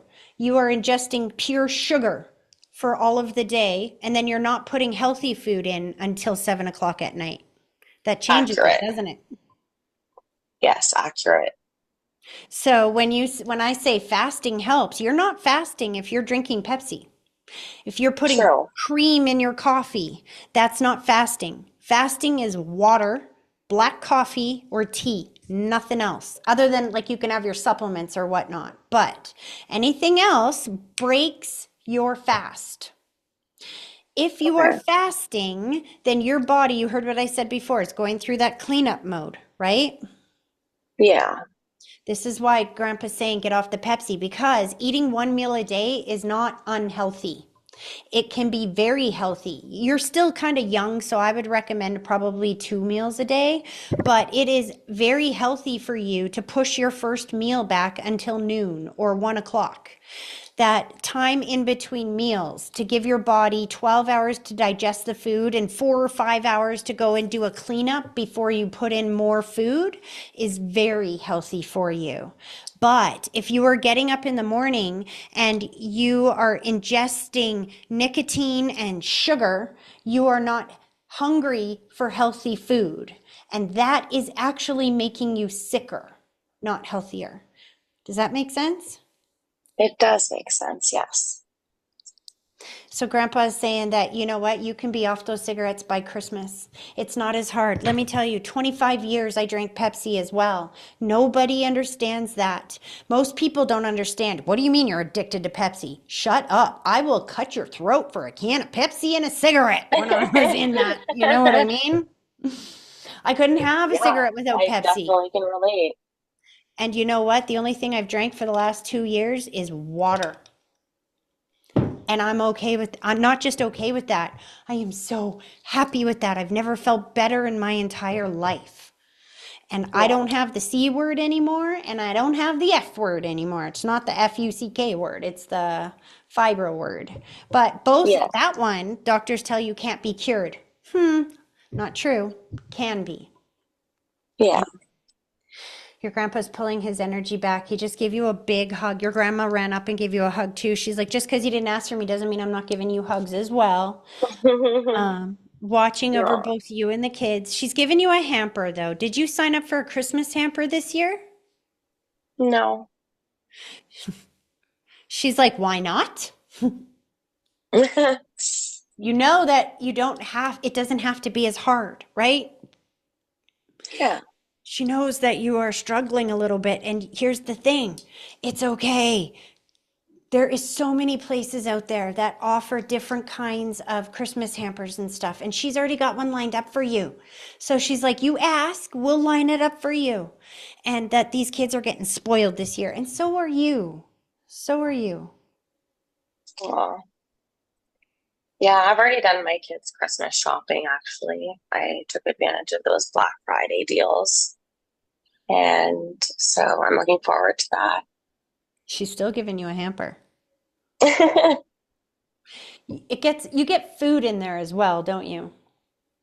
I'm 'Cause not sure. I see both. Like I saw a food gift card and toy gift cards. Hmm. Interesting. Slow that down. As they're pulling their energy back, they just put up the Christmas tree. It's like every reading I've done today, they're putting up freaking Christmas trees, and that's what I get for doing my last reading a month before Christmas. They're putting up the Christmas tree and gave you new lights. Do you need Okay. new do you need new Christmas lights this year, or do you not have Christmas lights? Why are they giving you lights? I have Christmas lights, but they're like multicolored and they were given to me last year and I just like strongly dislike multicolored lights. So Yeah. I've been looking online at some new lights for this year. So ask them so they can get you an amazing deal. And make sure that you have the lights that you want this year. Is it like white and blue? That I want Mm-hmm. just white. Because I can see the white, but he's thrown in some blue there as well. Well, a lot of my ornaments are blue actually, so that could be That why. would Like be I want the why. white lights, and a lot of my ornaments are already blue, the ones that I have. Got ya. So that's why he's showing me that because I'm not there to see that, but they are. They're not missing a beat, honey. Yeah, So here's amazing. the last thing he wants you to say is he's pulling his energy back is you read that book. All you have to do is read that book. And when you read that book, you're going to want to quit smoking and you're going to be done with those cigarettes and you're going to be done with the Pepsi. And once you're done with those things, you're going to feel limitless, like you can do anything. You're going to get your license back. You're going to find another place that's 3 bedroom. Once you defeat this procrastination dragon, you defeat it Hmm. forever. Amazing. Thank you so much, Tracy. You're welcome. And happy birthday to the little guy, by the way. Um, Thank you. she said that, see, Grandma's stepping forward to say that. She's talking about his haircut and how freaking cute he looks. When did you get his hair Oh, cut? no, he, speaking of things I've been procrastinating, he desperately needs a Needs one? haircut.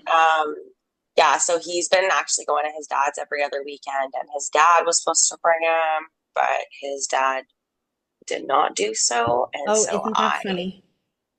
I need to bring him for a haircut, like probably like 2 weeks ago, but we'll go with tomorrow. I will call and book an appointment for my driving test and a haircut appointment for my son.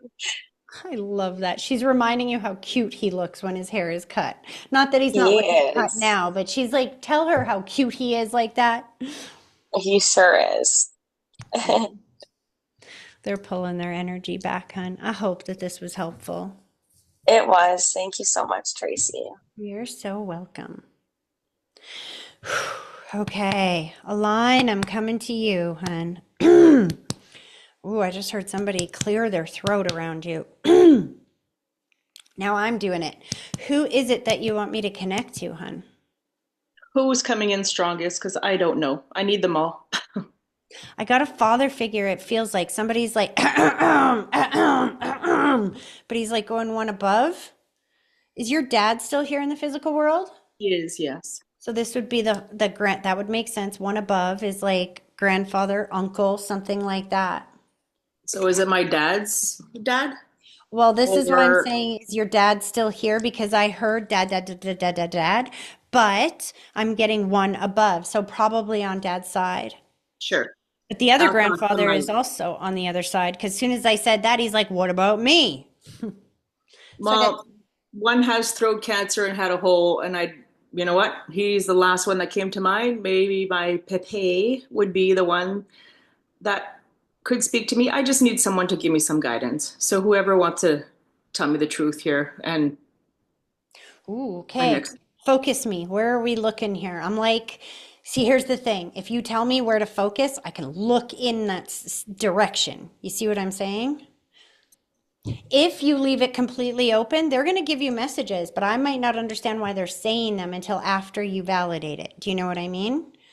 So, what is the subject that you want the advice on or that you're asking them for to focus on? You know what I mean? I need to know my purpose because if I don't have a purpose, this is just a sentence. Life is becoming a sentence. So if someone can share their purpose that I should have on this earth, as crazy as it sounds, I need to know it.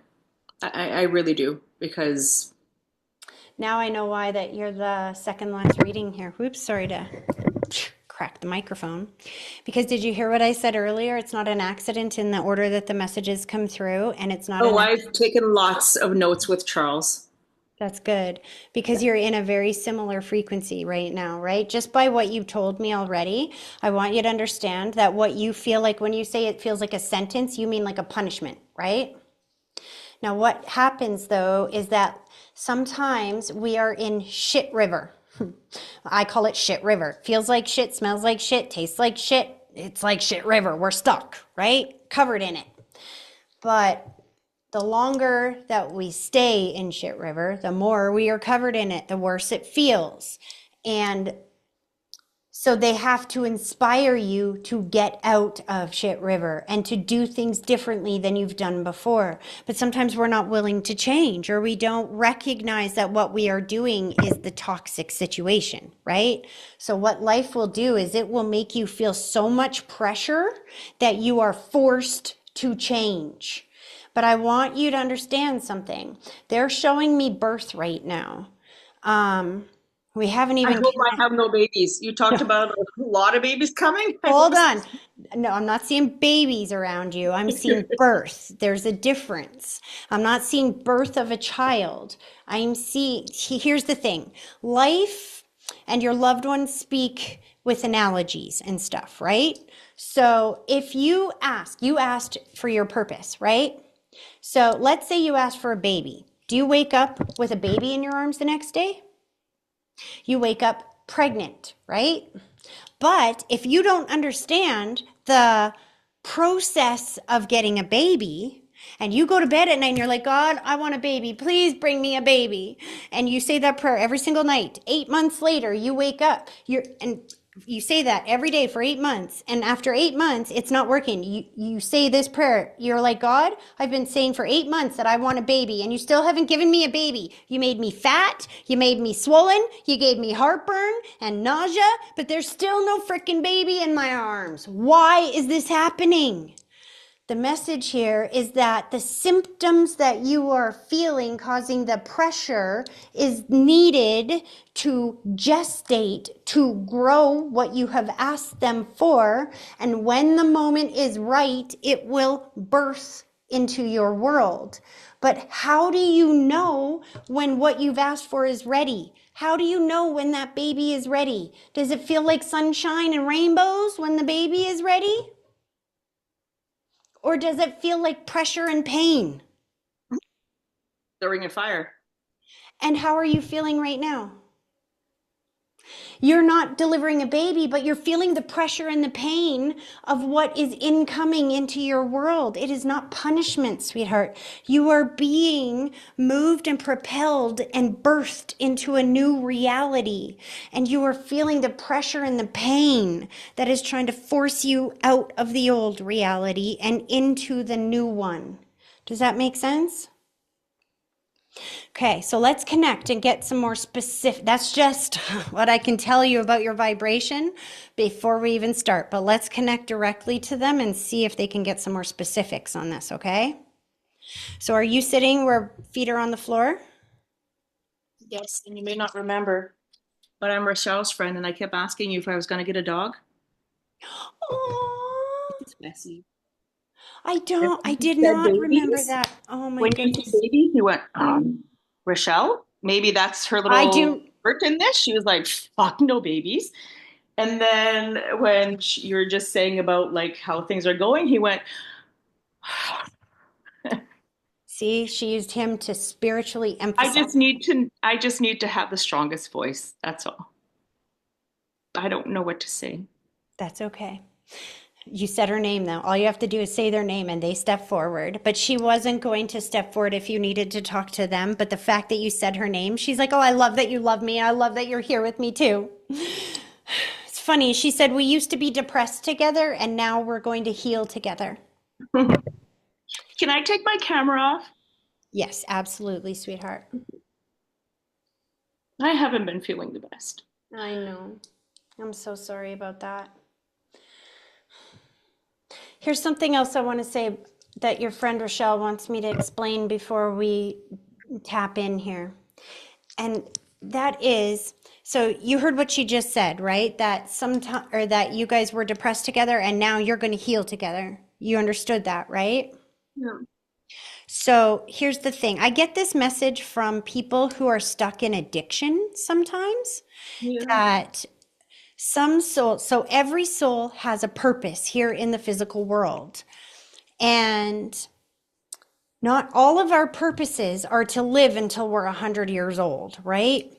So our soul will incarnate here in the physical world and we will take on addictions or Depression. Depression is like an addiction. It is something that it is a series of choices and decisions that line us up with an energy that feels lost, broken, despair, etc. And I know it sounds crazy to say that you can be addicted to that, but you can be addicted to the emotions of that because it's all you know, right? But anyway, so if a soul who dealt with a lot of depression here in the physical world was not able to heal that in this lifetime, she's probably had other lifetimes that have dealt with depression as well and was not able to heal them.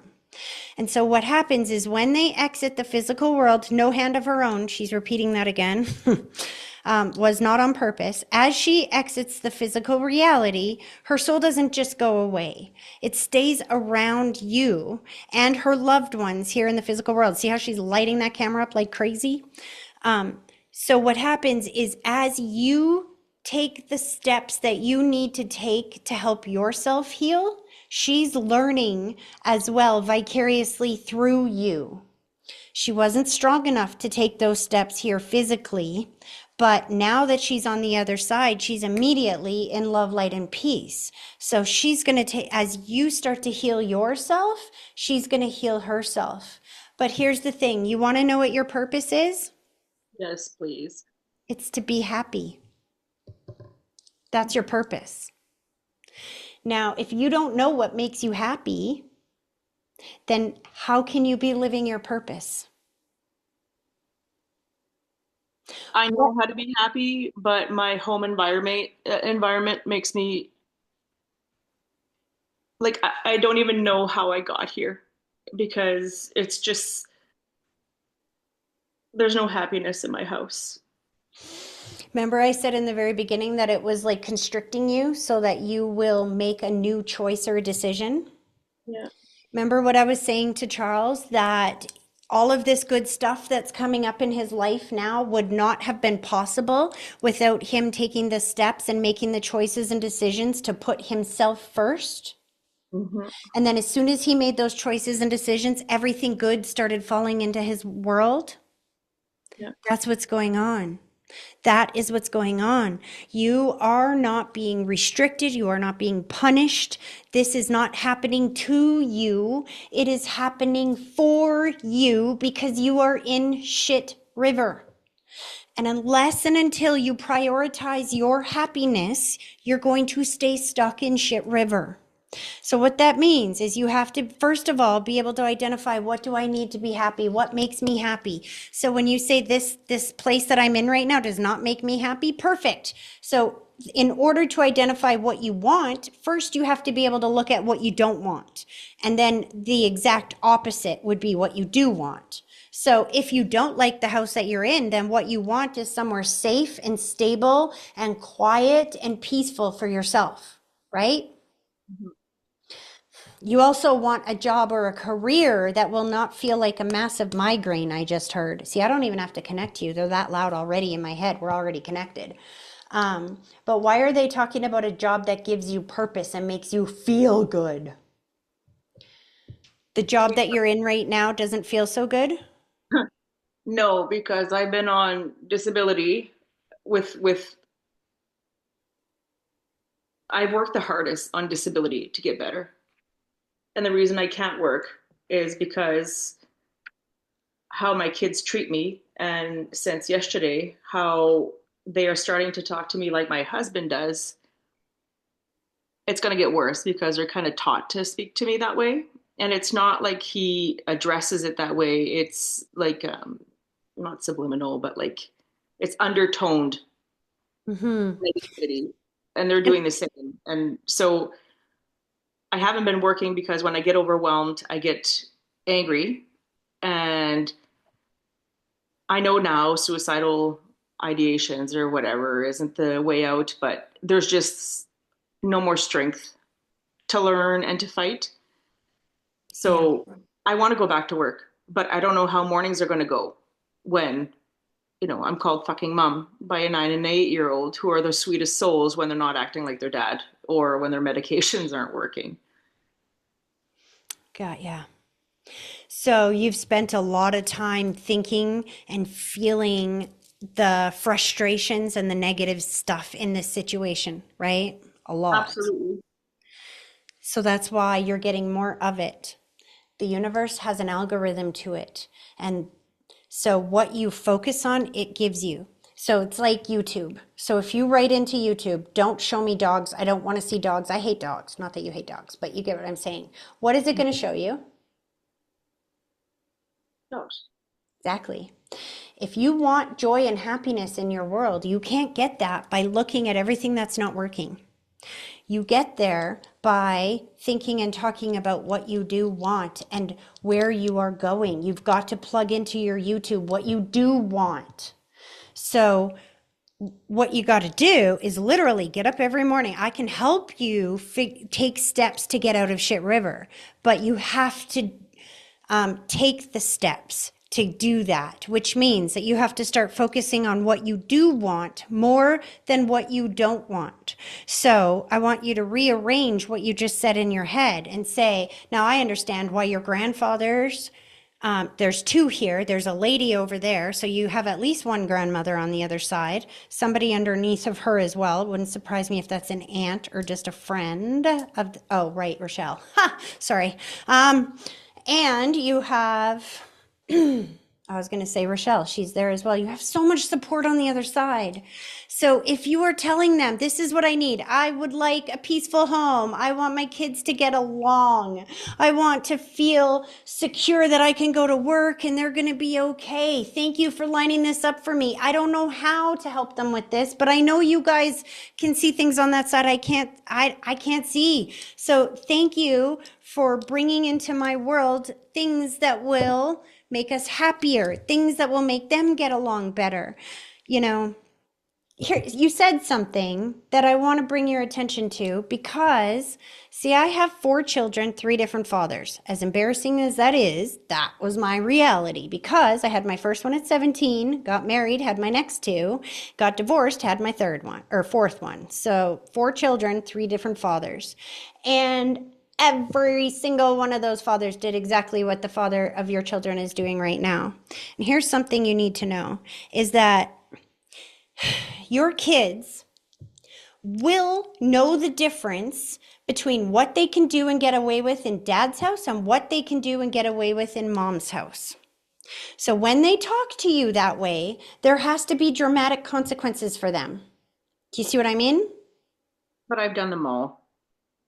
And if you keep thinking, I've done everything, you're never going to get to the answer. Do you see what I'm saying? Dramatic consequences. So if your son, if you have a 2-year-old and you go into the grocery store and he throws a tantrum and you've done everything you can to get him to stop freaking out and you can't get him to stop freaking out, so you take him out of the store, right? Mm-hmm. You don't just bring him back in and go, well, he didn't stop crying, so I might as well just bring him in the store with me. The consequences get harsher and harsher and harsher. And if the one that you tried last time didn't work, then you get a new one. But the thing is that kids, they take their lead from you. So if you are in a happy mood, then they will be happy. If everybody around them is calling mom mean and evil and they can get away with calling you mean and evil and there's no real consequences for that, they're going to keep doing that.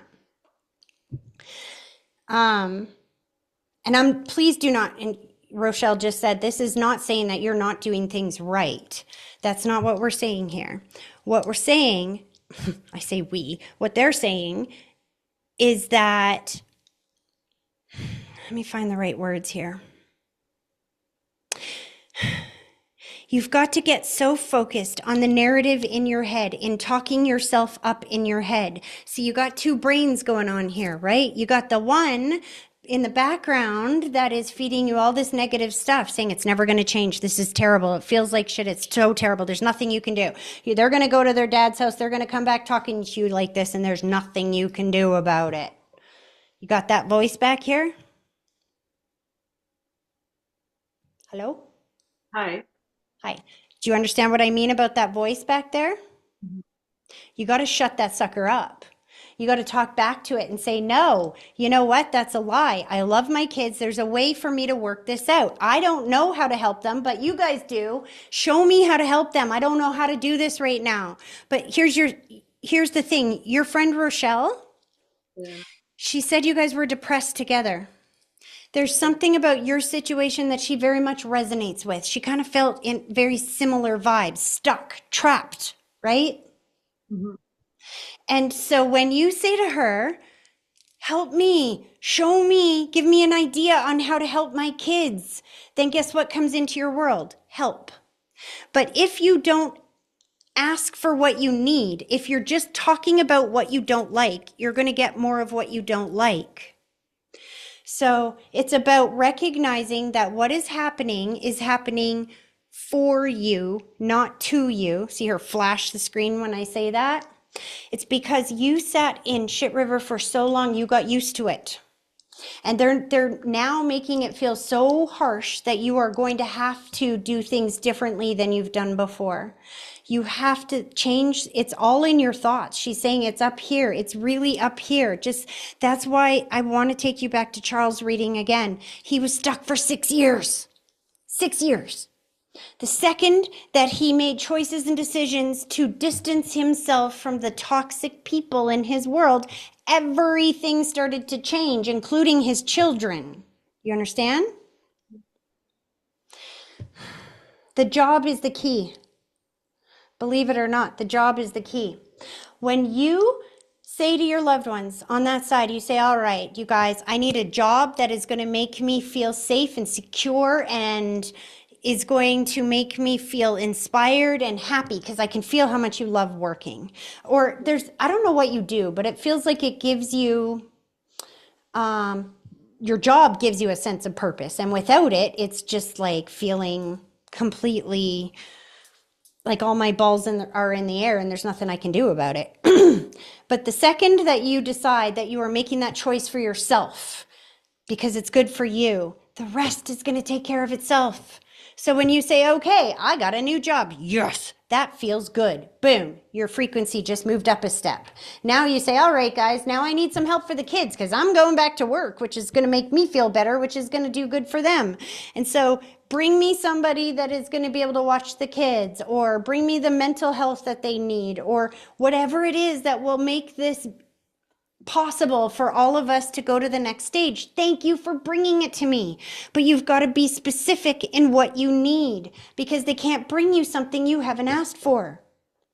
They are like YouTube. You have to be very specific and write down exactly what you need. And you have to not look at things as happening to you, but for you. Have you ever heard me tell the story of the Cockroach Hotel? No, actually. So a couple of years ago, I'm going to give you a quick version of this. A couple of years ago, I was going through a really hard time, let me tell you. They took down my old page like COVID. They tried to kill my business in every way, shape, or form. Facebook completely banned me off of Facebook for over a year, so I had to completely start all over because, I got up there to speaking facts before we were, you know what I mean, they fact checkers like crazy, so I lost my whole page and everything.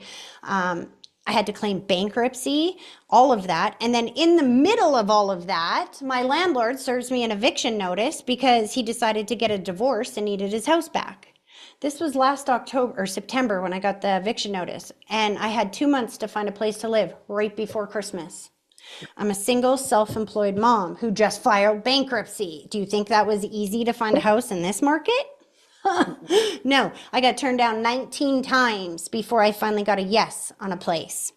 And my son and I had gone to look at it that night, late at night. It was going to do. It was a little expensive, but whatever, we'll take it because we got turned down 19 times before.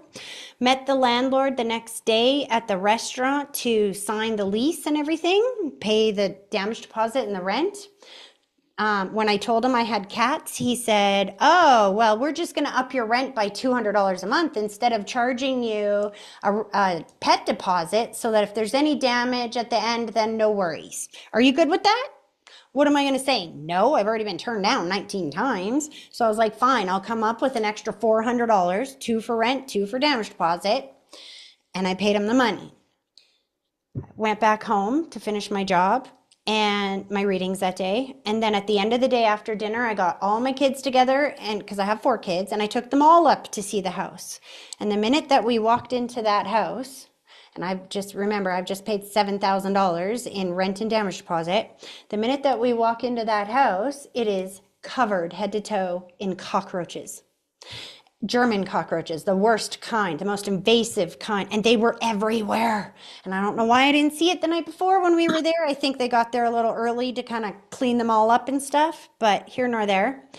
My kids are crying, everybody's freaking out, and I'm like, don't worry about it, guys. Let's go home. I'll deal with this in the morning. We're not moving in there. Don't worry. So I got them home, got them all in bed, got into my room, got down on my knees, and said, thank you, God, for letting me rent the cockroach hotel. I don't know why you want me to rent this cockroach hotel, but I know for a fact it's not to live in it. So what do I need? Thank you for getting me my money back as soon as possible. Thank you for getting me the house that I do deserve. Thank you for getting me through this very quickly because this is hard on me. And you know what? The least you could do is get me a place. If you're going to make me go through all this, get me a house with like lake access or beach access or something like that. That would be phenomenal. And then I went to bed. The next morning I got up, and because it's like 10 o'clock at night now. So the next morning I got up and I messaged the landlord and I sent him all the 50 pictures of the bugs we took all over that house. And I had my rent back within, less than an hour. And so now I have to go looking for another place, right? So when I start my search, I bumped up my search parameters by $100 because I had extra money in my bank now because this landlord had made me come up with more. So I bumped my search parameters up by just $100. And within like 2 minutes of me searching, boom, I saw the ad for the house that I'm in now. The house that I'm in now, that is the most beautiful house I've ever lived in, has a private office, which I didn't even put into my list. That's an extra bonus that they gave me. And has beach access in a lake neighborhood. And this landlord chose me for the same reasons that everybody else turned me down. He chose me because A, my face is all over the internet so they can see everything I'm doing. B, they know I'm going to keep the house clean because I work from home and I have people coming in and out of my house all the time. And C, because I had claimed bankruptcy and I could show them that I paid my rent throughout the entire year of that bankruptcy, proves that I can even pay my rent in bankruptcy. So if I can do that in bankruptcy, now that I'm out of bankruptcy, it's no big deal. See what I mean? The thing is that when I came home and I say, thank you for this happening. I don't know why it's happening, but thank you for showing me why it's happening. Thank you for getting me through this quickly. Thank you for getting me the house that's right for me. What I'm saying is, God, I trust you. I know you brought me here for a reason. Now show me why. And I told him exactly what I needed. Boom, I got it. And the reason why I got it so quickly is because I didn't waste any time coming home being mad and frustrated and pissed off. I didn't go tell all my friends about how shitty this landlord was or anything like that, because that would just keep me stuck. I just gave gratitude for where I was and said, I know you're doing this for a reason. Show me why and get me to the right place. And you want to know why God took me there? 2 reasons. 1, because my search parameters weren't high enough. The place that was meant for me, I wasn't, the rent that I was looking at was too low. I had to go up $100 so I could find the house that was meant for me. And not just that, God needed my help to stop somebody who was doing a very bad thing. Because right after that landlord gave me my money back, he went and put the ad up again on Rent Faster. So I made a call to the landlord and tenant board and all of that so that he got a visit by the health board so that nobody else got stuck in that situation as well. So in order to help me, God needed me to help him. But if I didn't rent that cockroach hotel, I would never have found this place. Do you see what I'm saying? Now, the reason why I tell you that whole story is because you are kind of in a moment like that. What is happening right now is not happening to you. It's happening for you so that you can get out of this situation. But you've got to learn to ask for what you need at this moment in time. What do you need? Who do you need? What do you need? You have to identify the tools and supports you need to overcome the situation, and they will send them to you. The more that you marinate in that feeling of punishment, the more punishment you will get. And like we saw with Charles, that can go on for years at a time. But the minute that you make choices and decisions to put yourself first, it all changes. You going back to work, honey, changes everything. Everything. Do you understand that? Yeah. Listen, you're not on your own here. I promise you that. You are not alone. They are with you, but you're never going to know that unless and until you ask them for help. When you ask them for help, and not just help me, I don't know what I need, help me. They can't do anything with that. That's like going into YouTube and saying, I don't know what to see. I don't know what I want to watch. Give me something. YouTube's not going to choose for you. You have to be specific and put into your search parameters what you want to see. And when you do that, they will line it up for you. So you just have the 2 children? Yeah. Because, okay, so grandpa just pushed the smoker grandpa, the one that you said that was choking me out originally, this guy? Yeah. Is this mom's dad or dad's dad? It's who my mom thought was her dad until much later, and I found out he was not my biological grandfather in my later teens. But he doesn't care. He loves you. You understand that? Mom, he does, but he touched me inappropriately and Oh, fudge. just over a hug, but it was like really, a shoulder versus a breast. So that turned me off immediately. But on his deathbed, literally, we were moving, and I did not know that he had lived in Montreal for some time. And he was just really happy after years of not visiting with him when my parents went that I spoke to him before I knew he was going to die.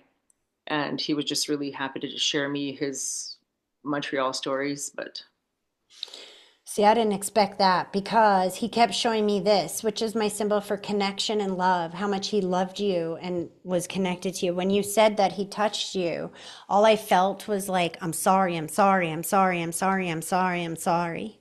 Slow that down. It's interesting because he said karma's a bitch, isn't it? We really do not outrun our karma. So at the end, he definitely suffered a little bit, hey? yeah. That's what I mean. He's like, you know what? Just know that he's taking this opportunity to say that he's sorry and that,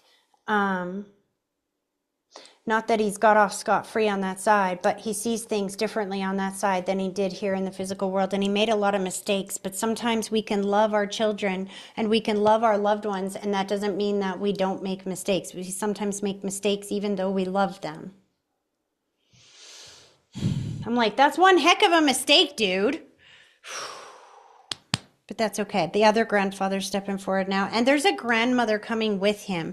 So is both your dad's parents on the other side? Yeah. Because I'm doing this because they're stepping forward hand in hand, which is my symbol that they were connected or together here in the physical world, and they're going distance or space. Did they live in a different city or a different province? Yeah. You're a good mom, honey. I am. Yes, you are. That's what they just said again and again and again. She said, you don't hear that enough. This is your grandma stepping forward now. She's pushing the men away. She's like, you need some nurturing here, honey. She said, listen to me. And she's showing me the pinky finger. You have more love and nurturing in your pinky finger than some people do in their whole body. It's just that you haven't heard that very much. You haven't been seeing that and focusing on that side of yourself because all you've been seeing is this negativity over here. But she sees everything. You've told me that before when she came through. But here's the thing, you have to be your own hero here, honey. You have to get up every single morning and you have to say, I love myself enough. I'm going to love myself because I love those kids. And if I want them to grow up and love themselves, then I have to model that for them. Which means that I'm going to model that it is not okay for them to treat their mom like that. The next time, so here's the thing, it has to be a constant punishment every single time. So if they say things to you that are mean, like, What did you say they said to you? It was a while back. It never ends, but like the one that comes to mind is like, I'm a fucking mom. You're a But then fucking. they turn around and they kiss my stomach and they rub it in so it to be like really into my belly and they say, I miss my old home. Hmm. Like they're the sweetest soul. They are. And you got to understand that kids parrot back to their parents what they've heard, not because they don't understand that those words cut to the core. They don't understand that. They're just children. When they say something like that to you, burst out crying. Burst out in tears and run to your room and shut the door. Do you know your kids are going to be sitting there like, what happened? You just broke mom. Well, good job. You just broke mom. You know what I mean? That's going to But throw then they'll them. probably stab themselves with a knife while they're unattended. You cannot say those things anymore. No more things. You see what I'm saying? Do you see why you're stuck? Because when because automatically the fear of what could happen in that situation takes over. But I don't see that happening. If they say something mean to you and you immediately are like, oh my God, that hurts me so bad. That literally hurt my heart. Give me a minute. And you go to your room and you let them see you be emotional. I'm not saying go into your room for the whole day until they like stab themselves, but a couple of minutes is long enough for them to sit with that. You understand? And then you come back out and you hug them and you say, you know what? I'm sorry you feel that way. I love you anyway. And it is not okay for you to talk to me like this. You see how much this hurts me? You don't talk to me this way. I would never say those things to you. And it is not okay for you to say those things to me. So from now on, if you speak to me that way, you lose your Xbox for a week, or this works for girls. You lose your bedroom door for a week or whatever it is. You know what I mean? The punishment should fit accordingly. Whatever, something that will be harsh enough for them to remember before they do it again. Do you know what I mean? But it has to be the same punishment every time. Kids will change their own behavior if they can predict the consequences of their actions. If they think that they can manipulate you, argue you out of giving them a consequence, they will do it every time. But if they believe you that if I say or do this, this is going to happen every single time, then 9 times out of 10, they are not going to choose to take that action. I've honestly done almost everything. Like I've taken courses on self-care, like anger management, rational thinking. I've mirrored, I've done time ins, time outs, like we've taken things away and they're kind of like their mom. When my parents had punished me for like a huge punishment, I just looked up and I said, so what good will that do? They're like their mom, but they're also, I hope Rachel pipes in here at some point because she said she's messing with my husband's head to my advantage when it was the time for a funeral couple months ago or a month, anyways. Um, he's so unreasonable and it's so hard to reason with him and how he's parenting the kids out of his experience with his dad. And so far, you have seen that past reality with him, and you are thinking about it and talking about it, and it's continuing, right? Well, Now, he's I'm not, a counselor soon, and like he seems like he wants to change, but it's just I don't know if I can have them start treating me how he does at 8 and 9 while he seeks help. Like, okay, so they're not going to, but because you have so much more control in this than you understand. Um, you're kind of fighting fire with fire right now, though. So you've got this fire over here raging, and the more that you worry about it, the more that you stress about it, the more that you are upset about it, it's like just putting gasoline on that fire. Have you tried praying for him?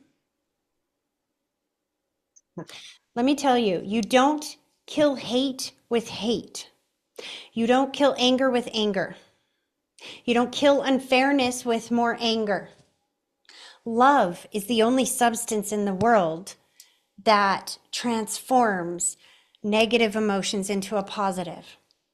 So Well, I that's had a this. bit of what the problem is. Like I spend most of my days trying to make sure that he's as not stable, but he has a lot of triggers. Like he literally has the alphabet as undiagnosed acronyms. I know, but everything you've just said, Caroline, is focusing on what is not working. Oh, But I boom. try to keep, I'm not arguing at all, but I stress out on trying to keep him happy and light because as soon as he's triggered, the No, boys but get, that's, you got the tail wagging the dog here. You got the tail wagging the dog. You can't control him or anything about him. All you can control is you. And when you change you, everyone else and everything else in the situation changes. I'm loving it. I love that.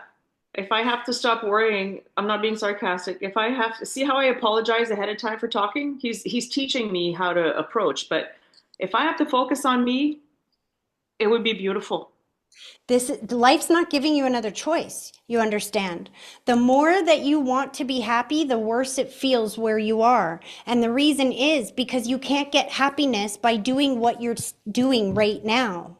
You No, because have to do things differently than what? it's creating resentment. Exactly.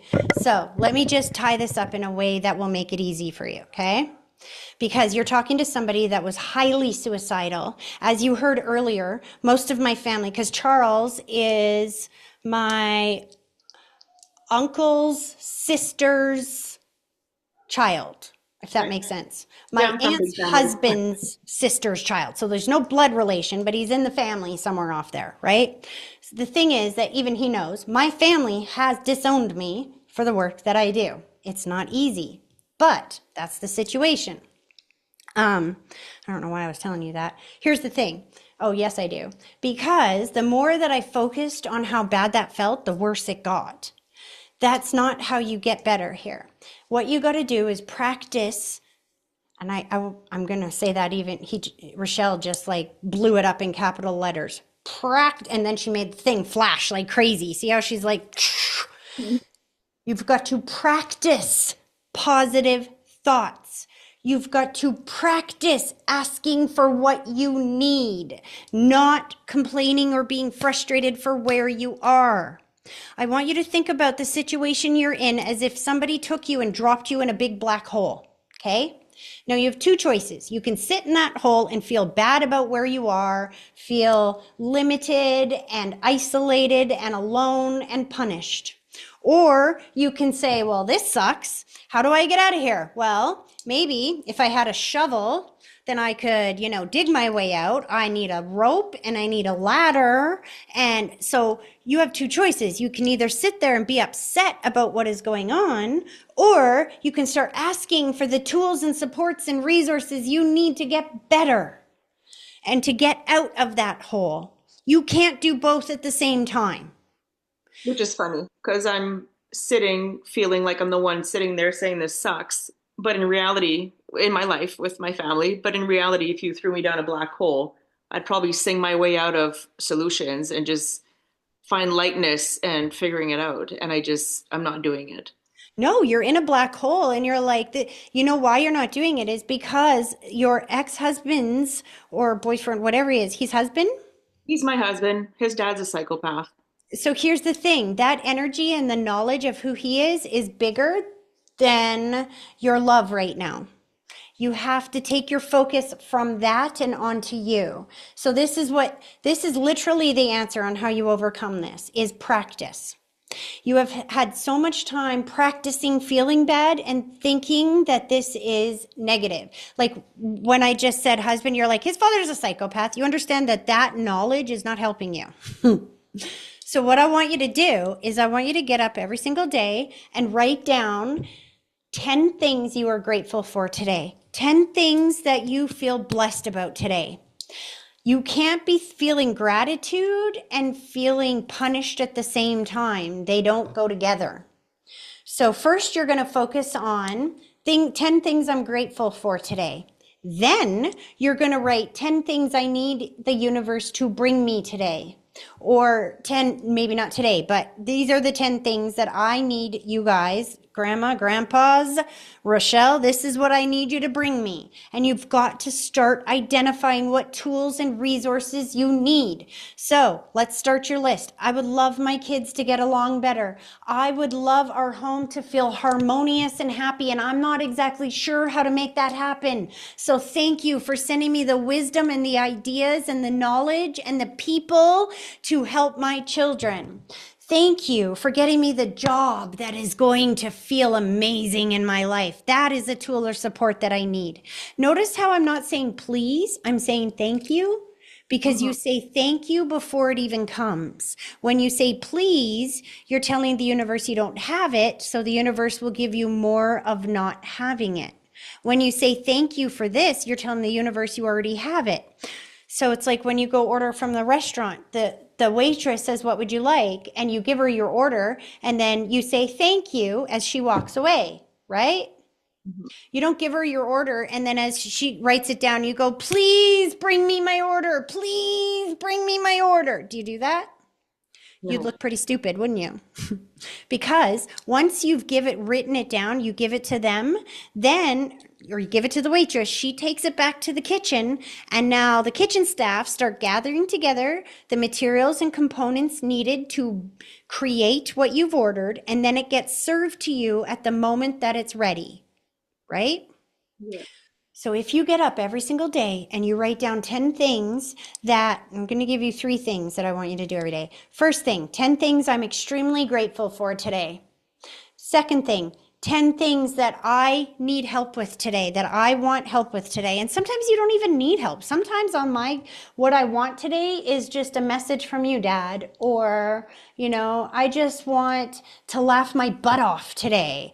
And Rochelle just said that's exactly what you need, first of all. One of the quickest ways to break your emotion or to break a negative vibration is to turn on something that's funny and makes you laugh your butt off.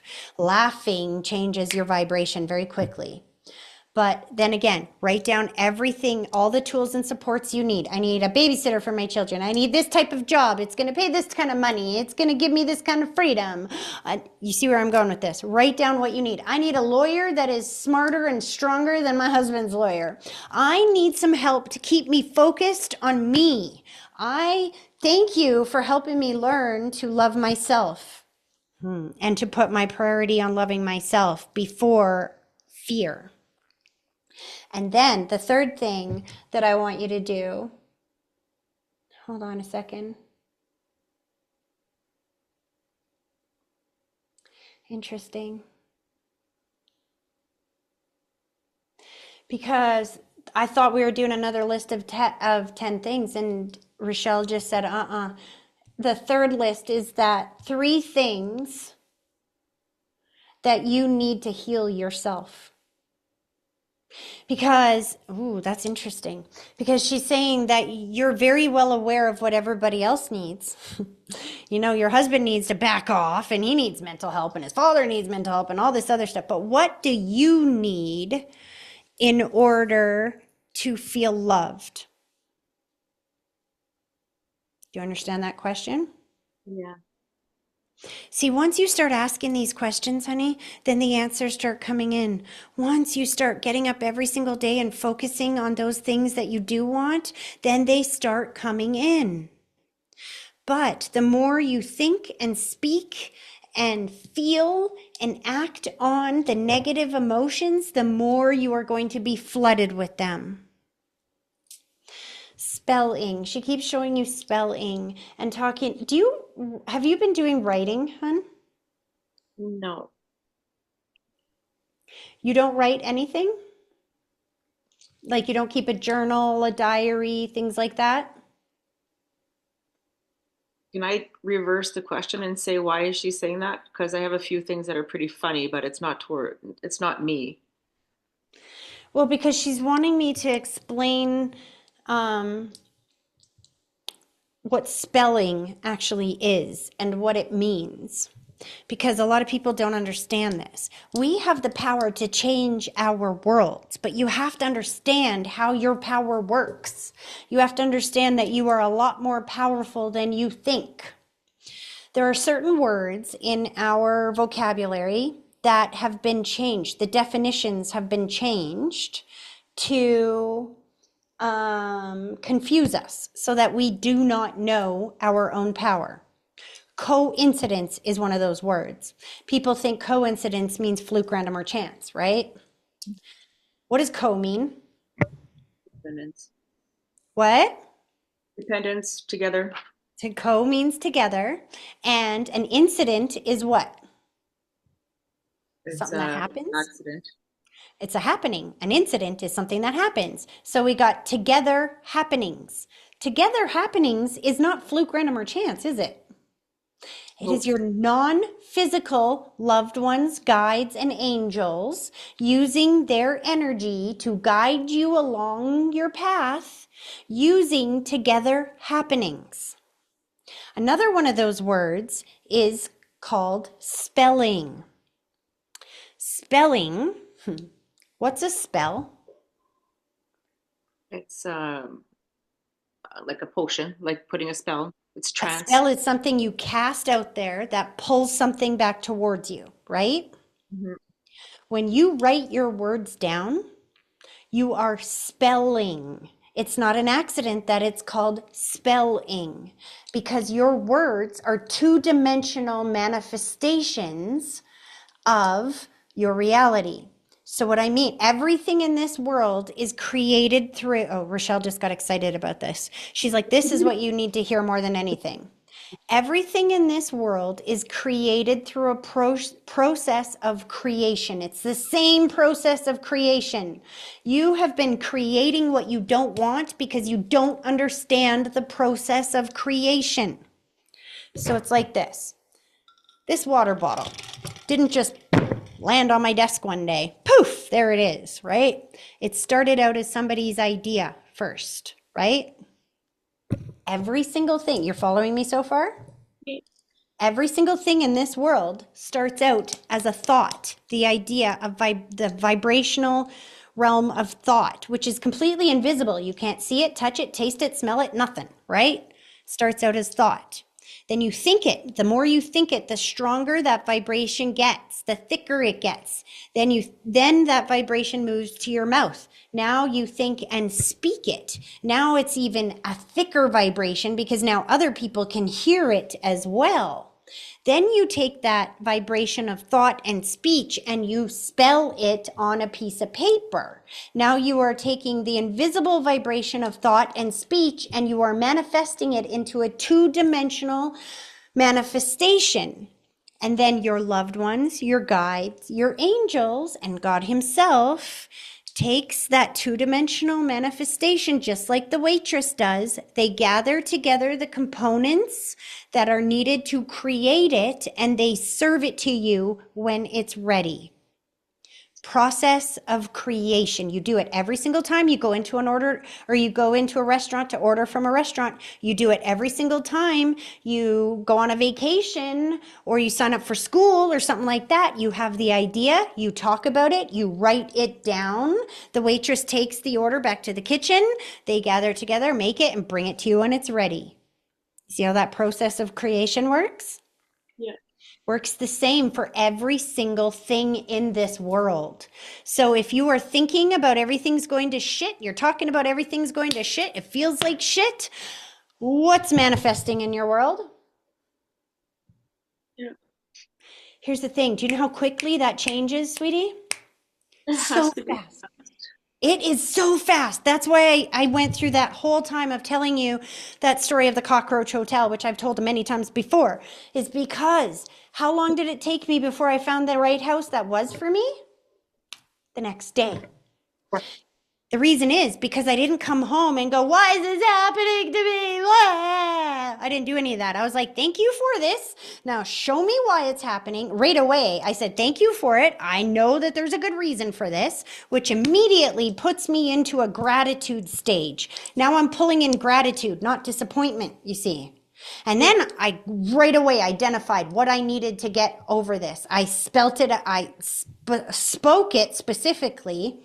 And then I have something I call a God box. I think you should get one. So what a God box is just any old box. Like you can even take an empty tissue box And then you write God on it. And now what I want you to do is write to God and tell him what you want. Tell him what you need. Tell him everything that is going on, and then put it in your God box. When you put it in your God box, you are giving it to God, and you are not allowed to worry about it anymore because God's got it. So if you take it out of the God box and you decide you're going to worry about it, now you're telling God that you don't trust him. See what I'm saying? So if you sit down and you spell out everything that is good in your world, everything that is positive, where you want to go, then they will take you there. And they keep giving you a book. So it feels like a counselor or somebody has told you to start journaling or something like that. Because here's the thing, they're showing me, make sure you do not write down your negative emotions unless you are willing to burn them. Say that again. That would not hurt, actually. Everything that is in your heart that is painful and negative, I want you to write it down on a piece of paper, and then I want you to rip it up into a million little pieces, and I want you to burn that. Because what you do when you do that is you are releasing, you are transmuting that energy from a negative. You're releasing it to the universe, and then you're going to sit down and you're going to write out a letter of everything possible, or everything positive and possible. See, here's the thing. You don't think a lot of things are possible because you're so aware of what is preventing you and of the obstacles that you're not aware of what is possible. The more you understand what is possible, the quicker it comes into your world. The more you are focused in giving the instructions on where you want to go, the quicker you get there. It's like your GPS on your phone. Have you ever used your GPS on your phone? I don't actually. I try not to. Well, if you do use it, you have to have the exact address, don't you? Yeah. And then you don't have to know the route, do you? All you have to do is put in the exact address, and then it will guide you along the way. Your loved ones are the same way. God is the same way. You've got to tell them where you want to go. But the more you think about how hard it is and how stuck you are and how evil everyone is and how shitty this situation is and how bad they are, you are never going to find your way out of that. It's about practicing positive thinking and feeling and writing. Did somebody give you a book? She keeps giving you a book. Did somebody tell you to start writing? No, but that was kind of where I chuckled because my son's been, well, a few things I want to say. My son's been practicing his verbs and he's been writing and he's like rocking it because of me being in his type of brain. He has my kind of brain, not my husband's. My husband rolls his eyes and he's like rocking French verbs. But they had a fair at school and they wanted to have the diary with the lock. And they were all about like, I want the diary. So anyways, that's happening. But my counselor often for months, basically my homework is to do creative things. I'm very creative and it's just one big room of potential closed. So it's not writing, it's the creativity that I'm not doing. Maybe it is writing that I need to do. I don't know, but It is. It is absolutely writing. Writing about where you're going to go, what kind of life you're going to have. Writing about how much you love your kids and how amazing it is when we're all getting along. Stop thinking about when they're not getting along and start writing stories about. Let me tell you a situation. When you write things down, they will be served to you. I promise you. And a little hack for this that somebody gave me a long time ago is to sit down and write a story that hasn't happened yet. Just write it as if you're just writing. When you say you're very creative, put it to use. Write an imaginary story about how, everything got better because, make it up. Make it up in your head about how well this could go. There's so many. Be creative, Rochelle just said. You understand what I'm trying to say, right? yeah. Think about, write different stories about how you overcame, how you won. If you are every day thinking about different ways that you could win, see how she keeps flashing that again? You're not thinking about how stuck you are. It's interesting that your son just got a diary because they're telling you that you need to write.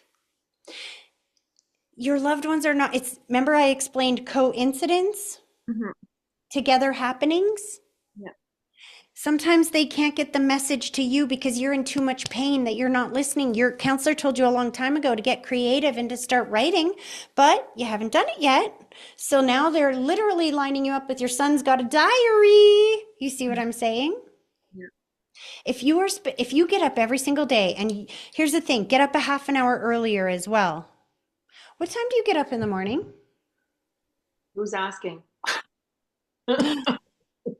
Well, I'm asking because they're telling you to get up a half an hour early. Yeah, that makes sense. I should get up half hour earlier. Well, here's the thing. This is the greatest thing I ever did the greatest habit I ever learned was to start waking up early. I used to be a night owl. When you are in depression, you stay up late at night, and then it's very hard to get up in the morning. And what happens is you get up and then you're running around and you got to get things done and everything's in chaos. Mhm. That's why you're feeling like shit. Just so you know, get up an hour early. Forget the half hour. Get up an hour early before they do. And then do your writing then. Three things I'm proud of me for. 10 things I am grateful for. 10 things I need you guys to help me with. Do that every morning. Get up an hour early, do your writing. Spend some time, just 5 minutes, visualizing your day going the way that you want it to go. You know how you have those conversations in your head where you're arguing with your ex and people in your head, they go over and over and over again? Yeah? Yeah. I want you to visualize those conversations going positively for you. Make it up. I still have this habit myself where all of a sudden I'll find myself arguing with people in my head, situations that are going on. It's like, and then I'll catch myself and be like, nope, time out, switch it. I'm not having an argument with this person. I'm going to visualize them coming and giving me money. You know what I mean? It doesn't have to be something that you think is possible. It doesn't matter if you think it's possible, just visualize it anyway if it's more positive. And visualize those kinds of things throughout the day. Do not allow yourself to sit there and have those negative conversations in your head. Does that make sense? Yep. If you can do these things if you can make these two changes, one, get up an hour before them so that you have that time to yourself and get yourself situated. It changes everything. And then you do the writing at the same time, boom, everything starts changing so quickly. Hold on. Have you ever had a day like this where you wake up in the morning, you stub your toe, you spill your coffee, and then all day long you go in that vibration? Mm-hmm. Yeah. That you're having it's funny, Rochelle just said every day, Tracy, every freaking day. This is why she's saying get up earlier, an hour earlier, because when you get up an hour earlier, guess what? At first you're going to be tired, yes, when you wake up because you're used to staying up way too late, right? Yeah, I'm just not so much. I'm just really not a morning person, but I should go to bed earlier. But I'm not up. Yeah, I don't know. You don't see, you have the belief that you are not a morning person. So when you think I'm not a morning person, that makes it, you give yourself permission to stay up late and it makes it hard to get up in the morning because you are not a morning person. That's just a belief. That's not who you are.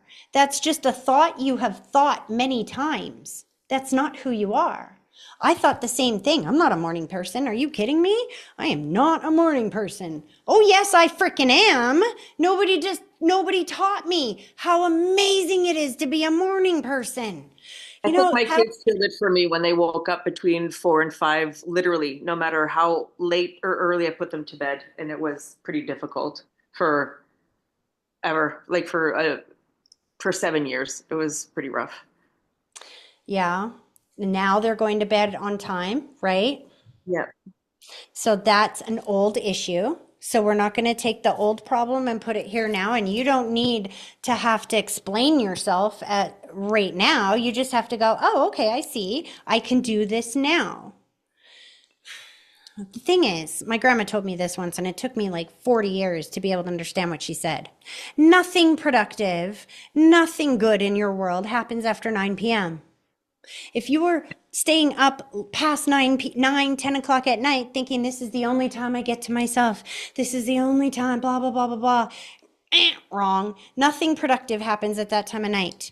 However, all you're doing is staying up late, making it hard for you to get up in the morning. Your kids are taken care of now. They're going to bed at a good time now. Now is the time. They didn't give you this message before. You weren't ready for it before. You're ready for it now. So now, if you get up an hour before them, you're in a good vibration when they get up. Mom's happy. No grumpy mom in the house. That makes them happier. Everybody is in a much more happy and productive vibration when they get up. Thing is, you got to force yourself. Well, what I was concerned in the beginning was it was really hard for me to force myself to go to bed on time because I said to myself, but I'm a night owl. I'm not a morning person. So the way that you defeat that is you understand that by learning morning habits, that it actually helps you, doesn't hurt you. By understanding that you saying I'm not a morning person is just a belief about yourself. It is not actually who you are. And so if you make yourself get up at 5 in the morning, what time do your kids get up? 7? 6:30. So get up at 5. And you know what's going to happen is that an hour after you put them to bed, you're going to be out cold. You're going to be gone. And then you're going to get up at 5 a.m. And I'll tell you, you want to know what's great about being up at 5 a.m.? They're sleeping and the whole world is sleeping. No phones are ringing, no nothing is happening. And instead of staying up late watching TV, rehashing negative scenarios in my head, now I'm getting up in the morning and I'm doing my work. I'm doing my practice. I'm practicing my writing of my positive things. I'm focusing on what I want moving forward. I am establishing the base vibration for my day. And so then the next night, because if you get up at 5, if you don't go to bed till like midnight and then you get up at 5 a.m., I promise you, you're going to be freaking tired. Get up. Get up anyway, because then by the time 9 or 10 o'clock comes at night, you will go to sleep early and you will fall asleep because you will be so freaking tired. And then you've got a whole new cycle going. Now, when Well, you stay up, not staying up at night watching the white hat hacker, the world's biggest white hat hacker, and how corrupt our world, computers, and all of it is, and nuclear bombs coming this way. Like it has not. I'm not someone who like looks into that, but it's just I'm at a point that it's like, do I really want to do any more of this work? But so yeah, going to bed you early, I would understand all that that stuff. staying up late at night and watching those kind of things, like my grandma said, is not helping you. And it's not productive. It's not making you feel better. It's not pulling things towards you. It is matching the toxic vibration that you already feel. Makes sense. But if you're getting up in the morning and you're writing things that you're proud of yourself for and what you're grateful for, and you're telling your loved ones what you need, and then they start sending you what you've asked for on your list, are you feeling negative or are you feeling positive? Positive. This is what I'm saying. The only reason that you've been stuck, sweetie, is because you are practicing being stuck. You've got to practice being better, which means I'm practicing trying to keep my husband happy because I don't want to be anywhere else. you can't do that. Well, You that's where I'm giving. I'm pretty much giving up because I'm You losing got to myself. pray for him, sweetie. Here's Yeah. the thing. If you send him angry energy, you're getting angry energy back. I had this scenario in the dollar store the other day. There was this dad with his 2 kids, and he was being crotchety. Let me tell you, he was snapping at them, and it wasn't very nice. And there was this old lady in front of me, and she was not having it, I'll tell you that.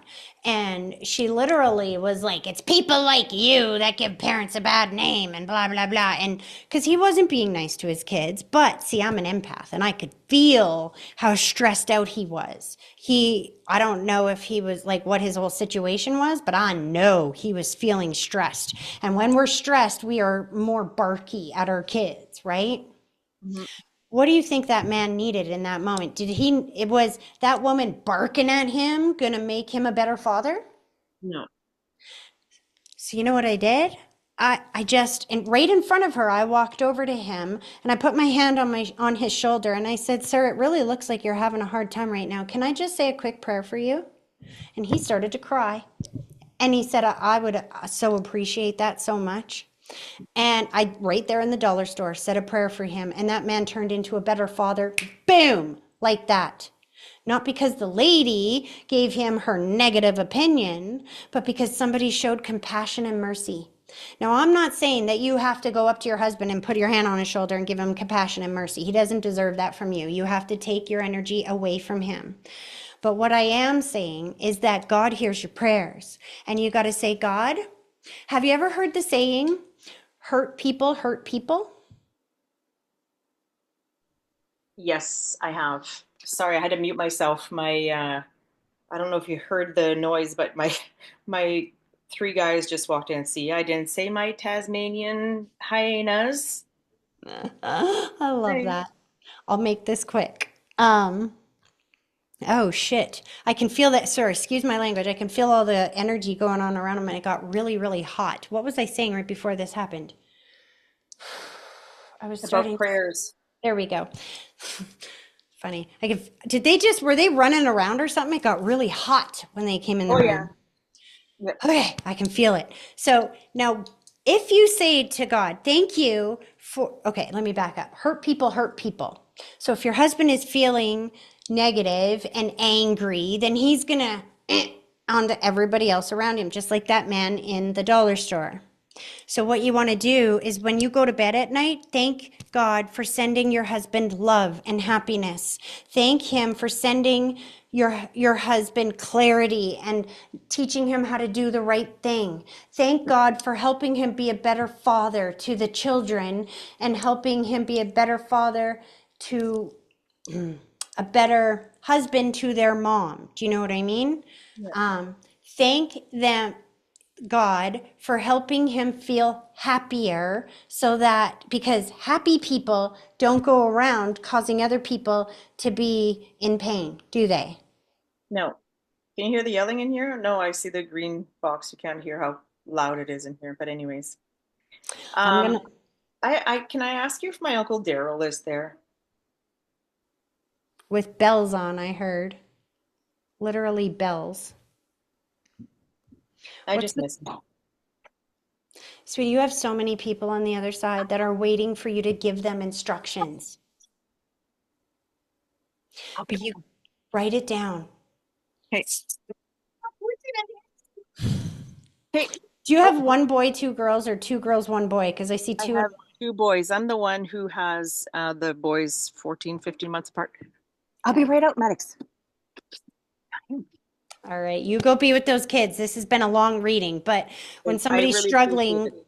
that's okay. And when I see somebody struggling, especially in a way that I was struggling before, I just want to help you I because you really don't have am. to stay stuck like this. I promise you.